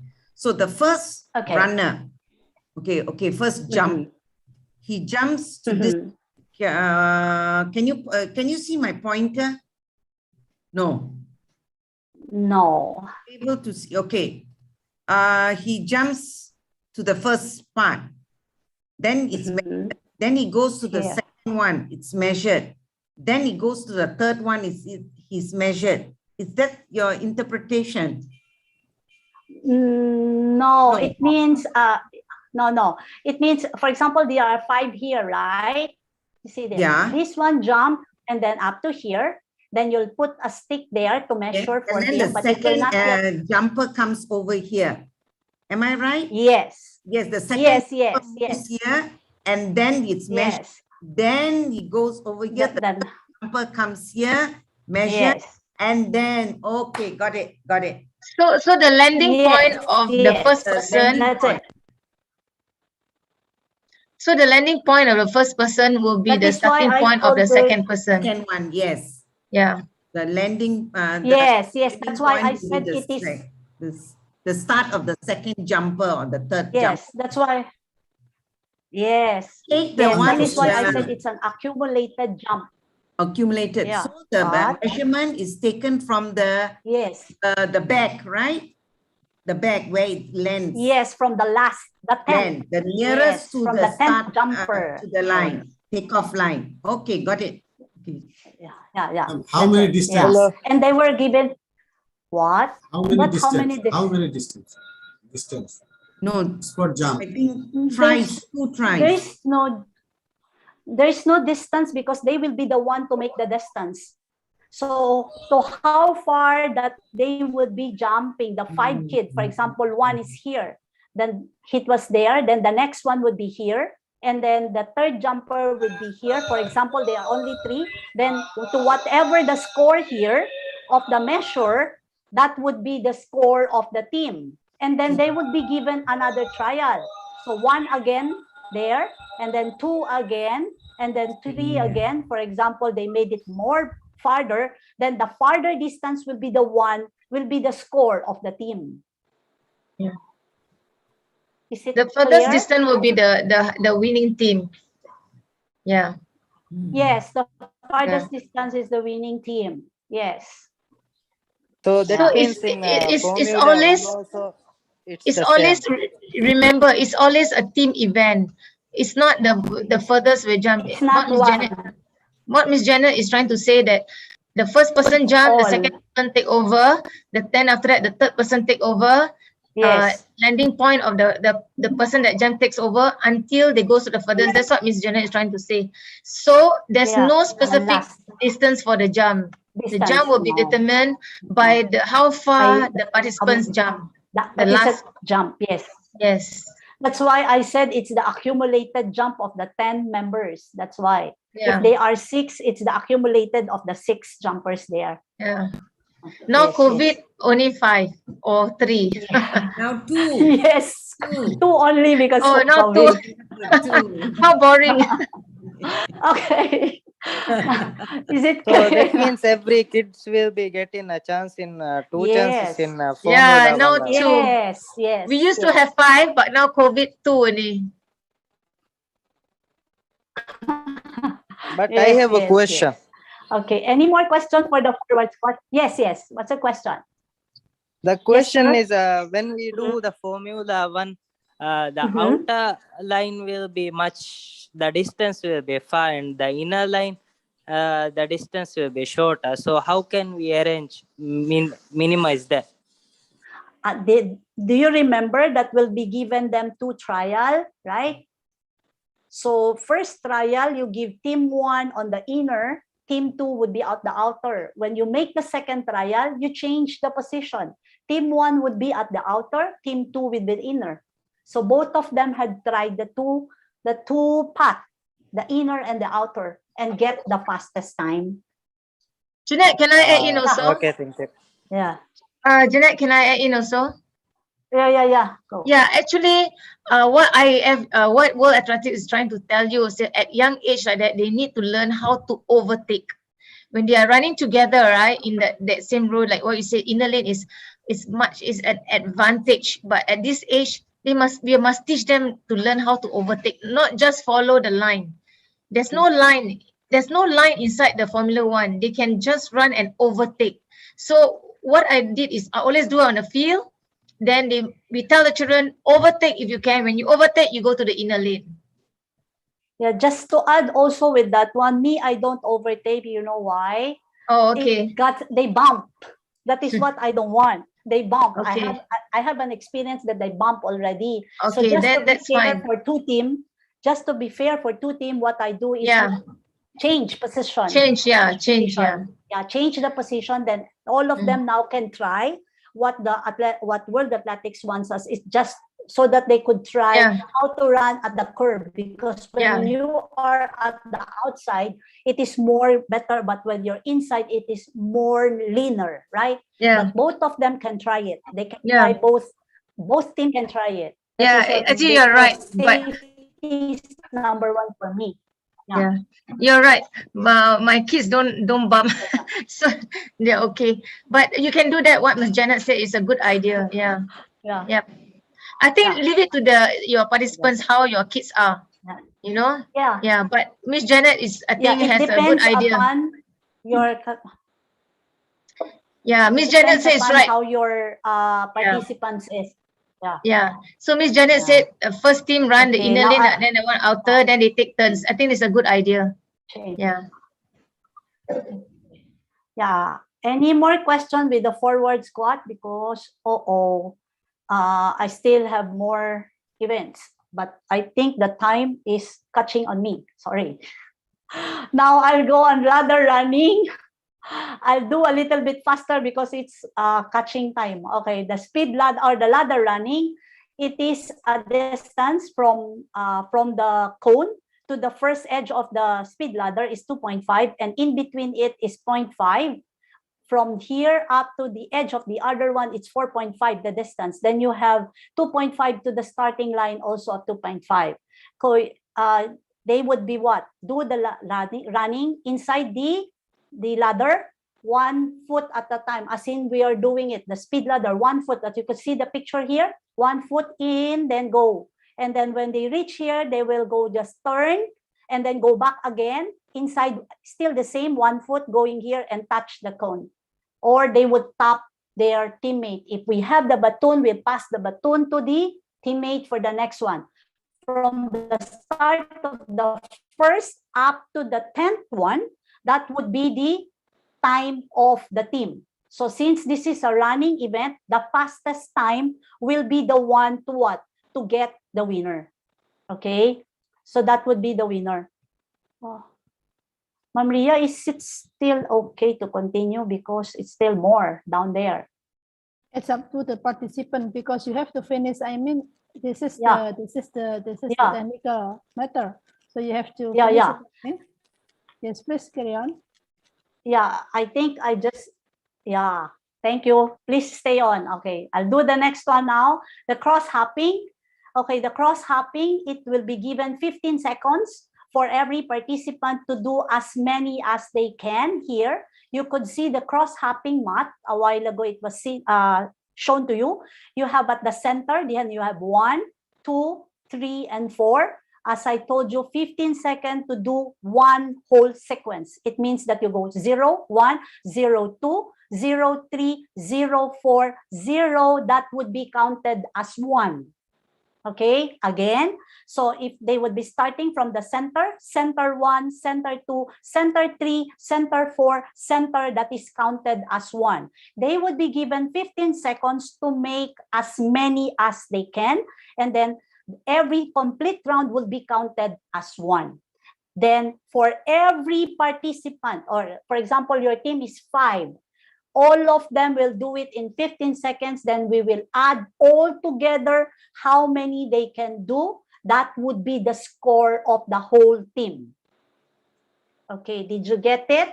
So it means, for example, I make 10, Kyrina make 4, Sir Amba make 3. So we will add it. That would be our first trial score. And then we'll do again the second one. For example, the second I made 6, Kyrina made 7, and there's a Anba made 5. It would be added together. That would be the second trial. And the most number or the higher number will be the one win. And that would be given to the scoreboard for the tally. Okay. Any question for the cross hop? Hello? Understood. Clear. Clear. Okay. Now we go to the next. Very clear. Thank you. Now we go to the next. The rope skipping. The rope skipping is also given 15 seconds to make as many, and same with the cross hop. We'll just be adding how many each member can do and add it together. The highest number will be the winner. Okay, so I think this is quite easy. We go to the next one. The triple jump within a limited area. So here we'll just want them to learn how to use the right, left, then both feet land. Okay, so we just want them to try as if they're playing what a step. So right, you could see there, right, left, double feet there. And if you could see that the area is somewhat like a trapezoid, it is because we don't want to put too much impact to the kids as they are still young. So here in front are 4 more. Those are shorter in height. So they get this one. So that there would be no heavy impact with them. And if you are taller, you can go at the back. So there, but it would be still the same. Right, left, double. That is just only what we want them to do so that they could try just to do it. So it's just a simple introduction for the triple jump. Okay, now we go to the next one, the kids javelin.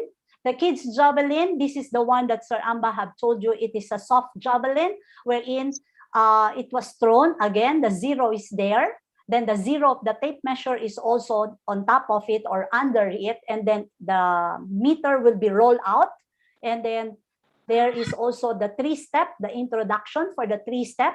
They would make the 3-step there and throw the javelin. And then to where this javelin would land would now be recorded.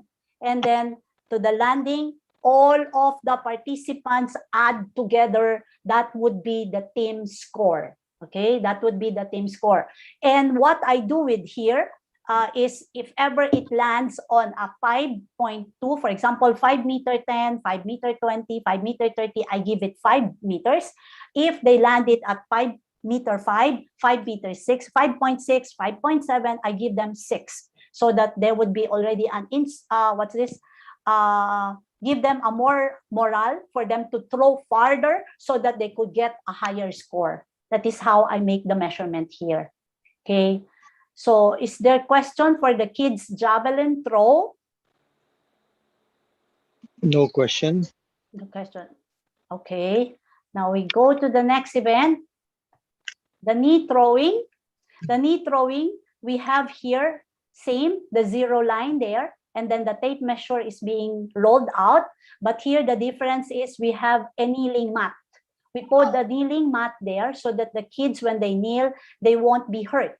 Okay, so there's the kneeling mat. And this medicine ball, if you could see the equipment that Sir Anba have showed you, it's a big medicine ball, somewhat easier for the kids to grip. And it is soft, but the weight of it is very, very light. It's only 1 kilo.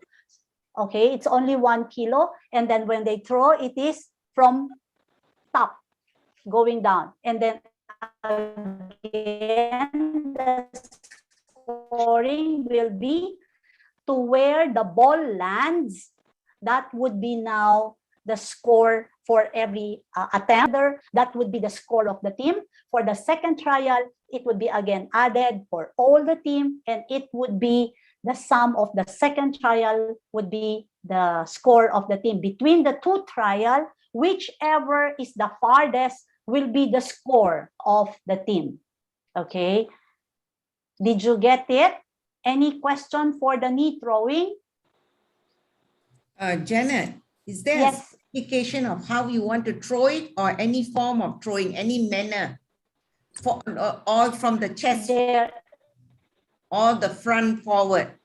No,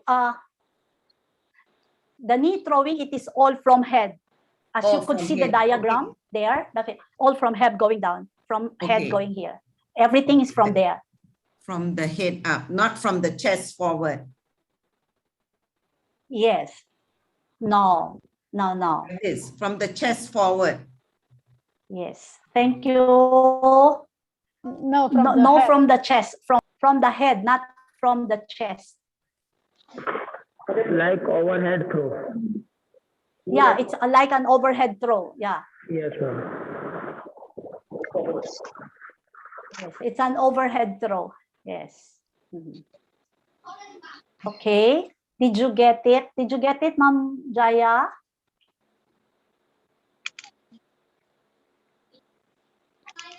Is it clear Because, now? Children sometimes throw it from the chest forward, or just with one hand.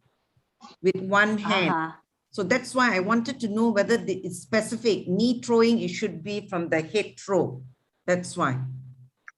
Yeah.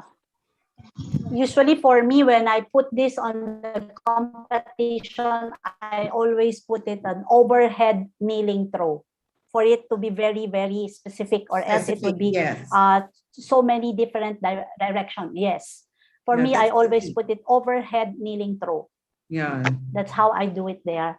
Yeah. So, 没多少个透过现场，多少没 yes. 有 Again. Madam, when you throw, Uh-huh. lay down forward. What to do? When they throw and fall forward, it's okay for them to fall forward. As long as the area should be what? Safe. That's why here we put this mat, the mat there, the kneeling mat, so that the kids won't get hurt. But usually when they fall, sometimes some of my kids, when we made this, some of the kids will fall because they could balance after. I think what he's trying to say, whether it's a fault or not. Is it no, a it's not. fault or not if they fall? No, okay, all right. No, it's not a fault. It's not a fault. It's not a fault That if was they what fall. he was trying to imply. Okay, get it. Sorry. Got it. Okay. Now, is knee throwing already clear? Now we go to the next one. This is the target throw over a barrier. Okay. So here you could see from the barrier to the takeoff to the zero line, it's 2.5 meters. And then from the barrier to the first landing target, it's 3 meters. Okay. And then after here, you have again the 3 step. Okay. You can make it 2.5 here. Then the target is fixed there. And then you can make another one here. From 2.5, you can make it 5 and then 10. So the score now would be different. So if he throws it from the 2.5 and hit the target, he'll give a point, for example, of 1. And then if ever he throws it on 5 meters and hit the target, he gets a score of 2. Okay, so that is how the scoring for this one. But of course, sometimes kids will throw and it won't go over. It would go under. Okay, so once it go under, how would we give the score? How would we give a score if it go under? For me, what I do is I don't give a score, but I don't give a score. Instead, I give them another chance to do it. Just need to get it over. Why? Because we want to train them here. What? The trajectory, remember, for the javelin? The trajectory of the throw. That is what we want them to learn. Okay, that's why it needs to be over. And of course, when we make a barrier, the barrier would always be depending upon the kids that come to you for the competition. Do not put a barrier that is too high, that even how high they would do, they cannot do because they are small, and even they raise up their hand, it won't really go over. So the barrier should be at least for the smallest member of the team, or make it, for me, I usually do it at 2.5 to 3 meter. That is how I put the barrier, because sometimes there are kids coming, they are not yet at the puberty, that's why they are quite small, and even they want to throw it hard, it won't really go over. That is how I do it. I put it on 2.5 to 3 meter, depending upon. Okay, so that is how we score. If it is from 2.5, it's 1. If it is from 5, it's 2. Then if it is from 7.5, it would be 3, somewhat like that. But the target is the same. So, okay, did you get it? Ma'am? Yes. Ma'am, it means we always remember in every activity, we must remember our target also. Our aim, activity aim also. Like knee down, overhead throw, target throw over the bar. It's compulsory that we always remember our aim also. Yes, of course. The goal of what we are doing, yes. Because remember, we are also, the Kids Athletics event is a preparatory to the elite events. As you could see, the progression of our event, we are leading them to the event proper. Just that we are doing it here for them, that the event would be appropriate for the kids, and at the same time the equipment would be very appropriate for them, that they want to try and get used to it. But definitely what our goal is to be also at the basics of what the real athletic events is. This is progression only. So now we get to, yes, it's a progression only. Now here is the events progression for the 9 to 10. Oh, sorry. Thank you, sir. Thank you. Now for the events 9 to 10 years old progression, we have the progressive endurance race, the sprints, hurdle, slalom, shuttle relay, the long jump with the pole, the long jump for precision, the rotational throwing. Go this one by one. Remember the one first for the endurance, we have the 8 minutes endurance.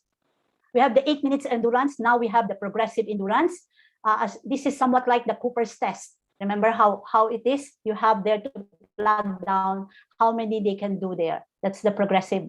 From the 8 minutes, we go progressive endurance now. Now, the next would be the sprint, hurdle, slalom, shuttle relay. The first one is the sprint, hurdle, shuttle relay. Now we move it to sprint, hurdle, slalom, shuttle relay, where you could see them what? Crossing at the side and then doing the slalom. And then it's still the same that from where they started, they should get back to their original post to finish the event. Okay, so if you're here, you've started here, you have to finish here. So if this is the first, the timer will stop the clock from this one after he came from here. Okay, so that is it. You can see again, it is the same. We have the 2.5 width and the length is still 40. But now from the first post to the starting, we have 10 meter now. And then from the slalom to the first hurdle, you have 4 meter and then 2 meter for the hurdle. And then you have the slalom post again, 4 and then 4, 2, and then from the hurdles to the post again, 2 again, from the post to the starting pole, you have 10 again. So they would be coming from here when they got it, and then they would what? Do the slalom from here, then jump there, and then slalom again, then jump, then slalom again, then pass the baton to the next teammate. And again, from the last one there, that would be the one again time. From where you started, you have to finish again there for it to be a whole duration of, or the whole sequence of the event. Okay. Did you get it? Did you get Janet, it? Ma'am Janet, there is a question. Mr. Rahman, Yeah. go ahead. Yes, sir. Madam, it is compulsory.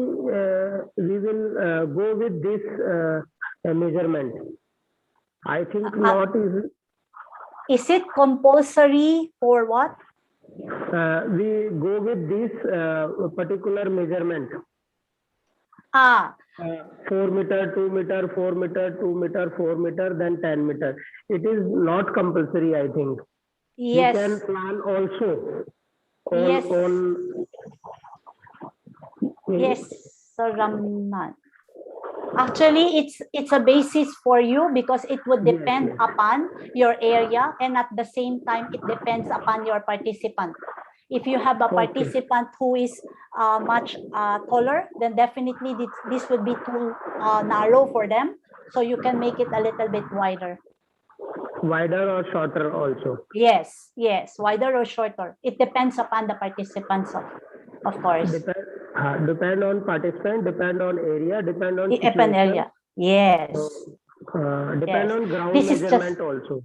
Yes, this is only the basis for you. It's just a basis giving you that there should have a distance from the hurdles and the pole so that there would be enough space for them to do the action that we want them to do. Okay, ma'am. Okay, thank you, ma'am. Thank you also. Okay, now we go to the next event. The long jump with the pole. This is an event wherein here again, the starting, the 3-step.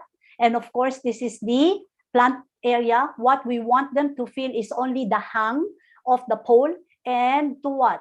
To land on the marks here. So we have there 1, 2, 3, 4, and 5 as to where they land. Okay. So if they land here, it would be 1, 2, 3, and 4. Usually from here to here, I give only 1 meter.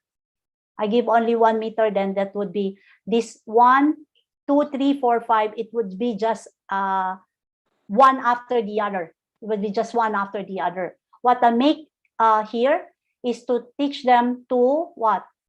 To hang and just to go to ride with the pole. That is what we want them. Okay, and usually this one is being done at the grass area or at the sandpit itself. Okay, if you want to do it, please don't do it on a concrete area, because when they land, it would be very what's this to the body. It would be the shock to the body.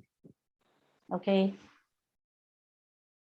so I'll go to the next one, the long jump for precision.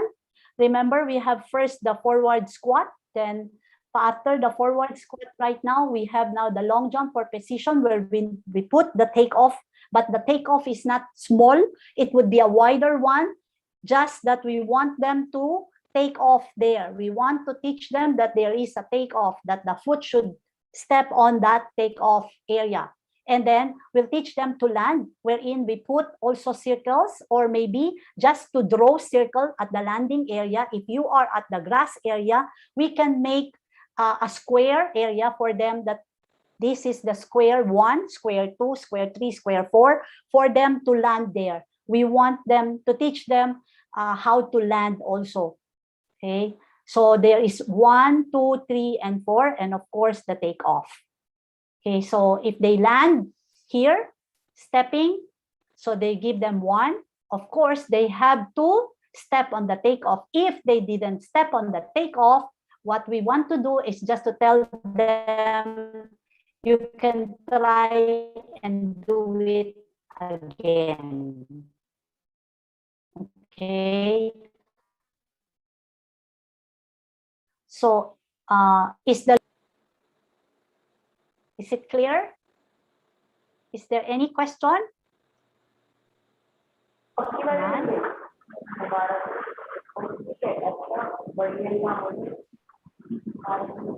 There's no question, right, Ma'am Ria? There is no question on the chat box, and I don't think so. Okay, so thank you, Ma'am. Thank you. I'll proceed to the next. The rotational throwing. Here is the post. Here is the post wherein we divided into 3. We have the score of 1, 2, and 3. Okay, as you could see, here is the 0 area, or the circle for the throwing area, wherein they should not step out of that one, because if they step out of that one, it wouldn't be counted. So as you could see in all the throwing area, we have the sector, right? So if you could see, why is it 1 there? Because this is the most area for the sector. You could see it there, and then going here.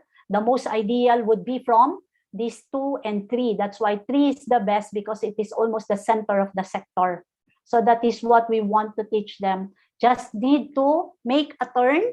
That's why you could see the picture that the kid is already on a position at the side to throw 1 area only. They didn't need to do a whole rotation. It's just a half rotation for them to throw the implement. And if it goes here, it's 1 point. It goes here, it's 2 points. And if it goes here, it's 3 points. That is how it is. Okay. Half rotation. Any question? Or standing throw? It is like like standing standing throw.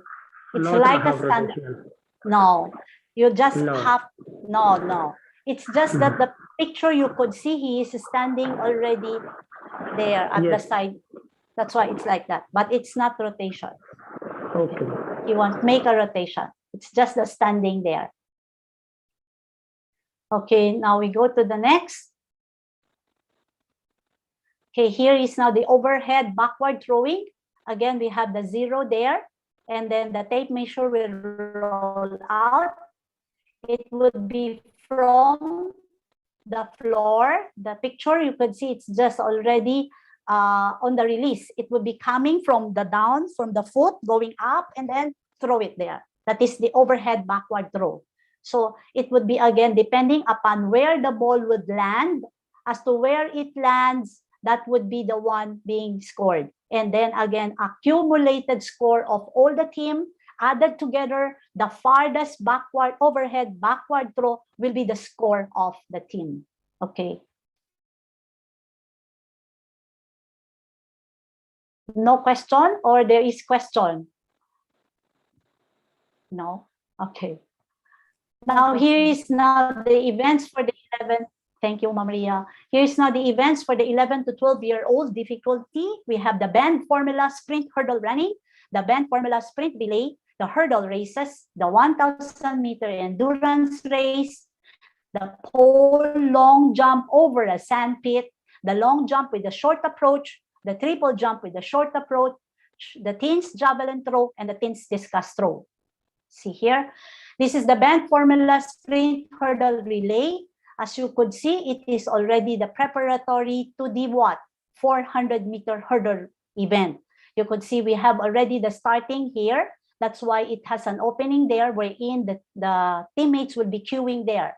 So then they would be running at the bend and have at the other side hurdles wherein in between hurdles you have the 17.5-meter distance, wherein then they would now turn again another bend, giving it to the teammate, and then the teammate will now again go and then the bend and then run again, run over the hurdles and pass it again to the teammate until the last one. Okay, so this is already an introduction going to the elite event, which is the 400-meter hurdles.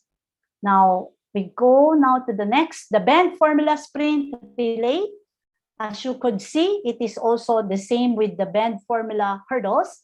The starting is, it has already the starting here and then the queue of the next athlete here, wherein it is a band 1, 40 meters that they would run and then bend and pass it. It is an introduction also to the 400-meter run. Okay, again, it is the fastest time accumulated with the 3 athletes. Here we can also get the split time of the, or per participant, we can get the split time. Now we go to the next, the hurdle race. It is already the preparatory to the elite hurdle races, wherein we have already the acceleration and the deceleration. You have the 10-meter, and then in between hurdle, you have 6.5 in between hurdle, and from the last hurdle to the finish line, you have 10.5 meters. The whole of it would be 40 meters, wherein they would start here and finish at the end there. So we got the time for every participant here, okay? So it is already for an introductory for the 100-meter for female or female, and the 110 for the male. Now, next event is the 1,000-meter endurance race. If you could see the progression, we started from the 8-minute endurance, followed by the progressive endurance. Now we have the 1,000-meter endurance race, which is an event for the youth. For in our country, this was already been given for the elementary for grades 12. No, not grade 12, age 12 and up. So it is a 1,000-meter endurance race wherein we get their time. Okay. After that, we have the pole long jump over a sand pit. Here we want, there is, you could see it has a barrier there. And here again, we have the landing area. We have 1, 2, 3, 4, 5 there for the landing area. And here we just want them to what? To feel the hang there, the hang with the pole, crossing this barrier and then landing inside the space that we have made there. So here, if they land here, they make it 1. If they land outside, they make it 2. Here, I have an experience that when we are doing this, there are kids who are what? Arguing if 1 foot in, 1 foot out. What would you give if 1 foot in, 1 foot out?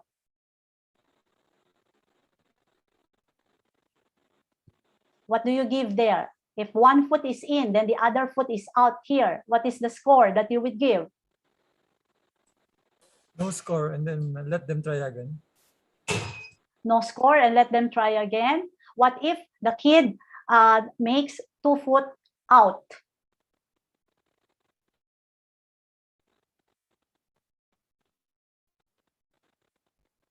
Because we have an experience when we are in a face. What? No points. No points. Yeah, no points.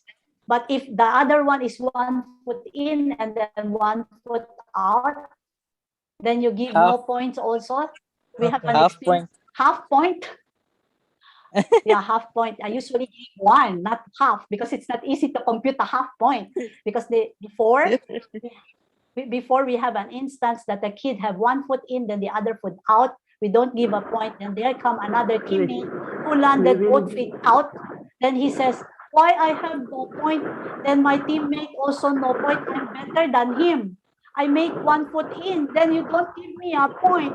He almost been crying. I said, don't worry. You just So try we it. will give And another chance yes, we give another chance because he almost cried. and motivate him To or do her. Please, you can do it, or clap for him and motivate and push. Yes. We will push. Please try again. You can do it. Yes. That is what we have made for him. And luckily, he made 2 feet on that in. And he's very, very happy. At first, he's almost crying.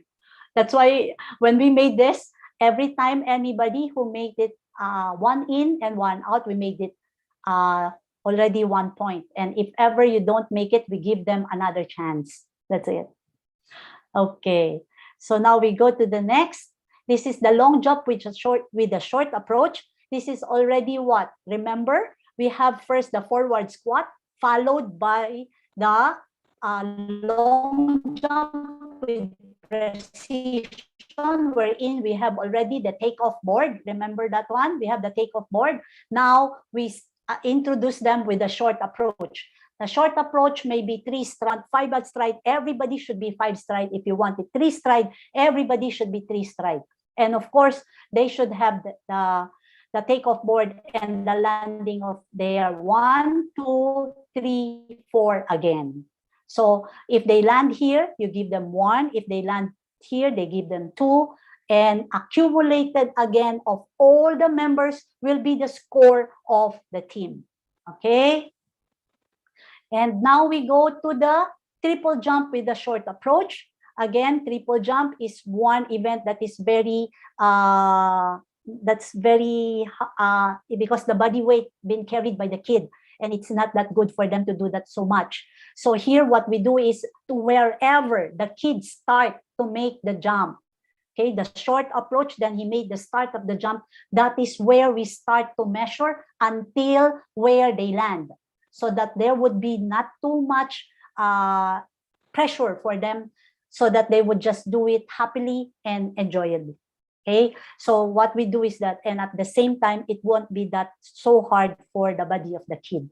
So just that if you will be the official here, you just to be very keen on where they start and where they finish. That is where we measure. Okay.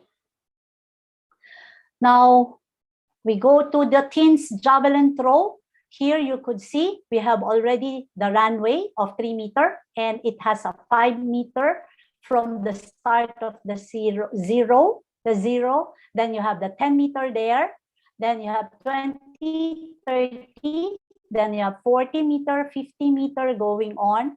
And then this teens javelin is somewhat like this. This is the teens javelin. It is already made of plastic. It weighs approximately 400 grams, or sometimes there is 500 grams. But it is a hard plastic and a soft tip. It is a soft tip. And then from where it lands, that is where we measure. Okay. So if it is 40, then we 40. If it is 50, then it's 50. Then we add them. Okay. We add the score again of the team. So now we go to the teens discus throw. It has now 3 meter and 3 meter. It's different from the teens javelin because it looks like our circle already. It's just that it's square, but it's somewhat like our circle already for the discus. And then same with the tape measure roll out there. And then the discus here is like this. It is 300 or 500 grams. And at first, when we start to teach the teens discus throw, the discus here has notches, wherein we teach them how to spin. Remember, when we are teaching also discus to the youth. We teach them how to spin, and the last finger to roll out for the discus is the index. This is why there is a notches there for them to easily place their finger and let the discus spin. So that is the teens discus. But at the competition, we use this one. It is not easy for it to fly. We want them to what? To have the discus at a stable, not the wobble, so that it won't wobble. Okay, so sorry. So here is again the discuss area, and again to where it lands, that is where we measure. And then once with what we measure, it will now be added together again, and it will be the team score. Okay, so this is the last of the slide for the events, because the next one slide is the organization of the events and the different details about it. It will be tackled tomorrow morning. Okay, it will be tackled tomorrow morning. So is there any question with the events?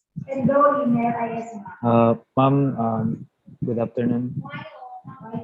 Can I Yes. ask if Yes, you will give us a copy of that, ma'am?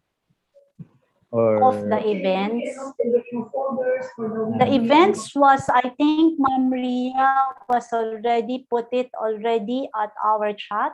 The book, all of the events is also there at the ebooks. Okay, ma'am. Thank you. Yes, thank you also.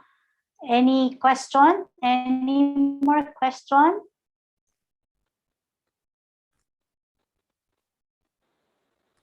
I think everybody is hungry. That's why the mind is not working. The mind is not working anymore. Yeah, I think we'll have a break already, and then we'll come back later. Yes. Okay. So because it should be 1 hour break, so it is now 1:41. What about we make it still 1 hour break? So we will come back 14:41. Okay. Okay. Agree? Me is okay. Okay. Me is And wait a minute. I put, please, this is the information. I put number in front of your name. You can recognize. I put number in front of every name. So this number is your group number. So whenever you come in, if you out now from the Zoom, then you come in, please write your number. That will be your group number. So for instance, Mr. Hairul Tengah, I put 2 Hairul Tengah. So Mr. Hairul Tengah will be in group number 2. Okay? Okay, so please put your number in front of your name from now on. Okay, thank you. So see you again in 1 hour. Okay. Thank you. Thank you for you. that Thank information. you. Bye-bye. Bye. Bye.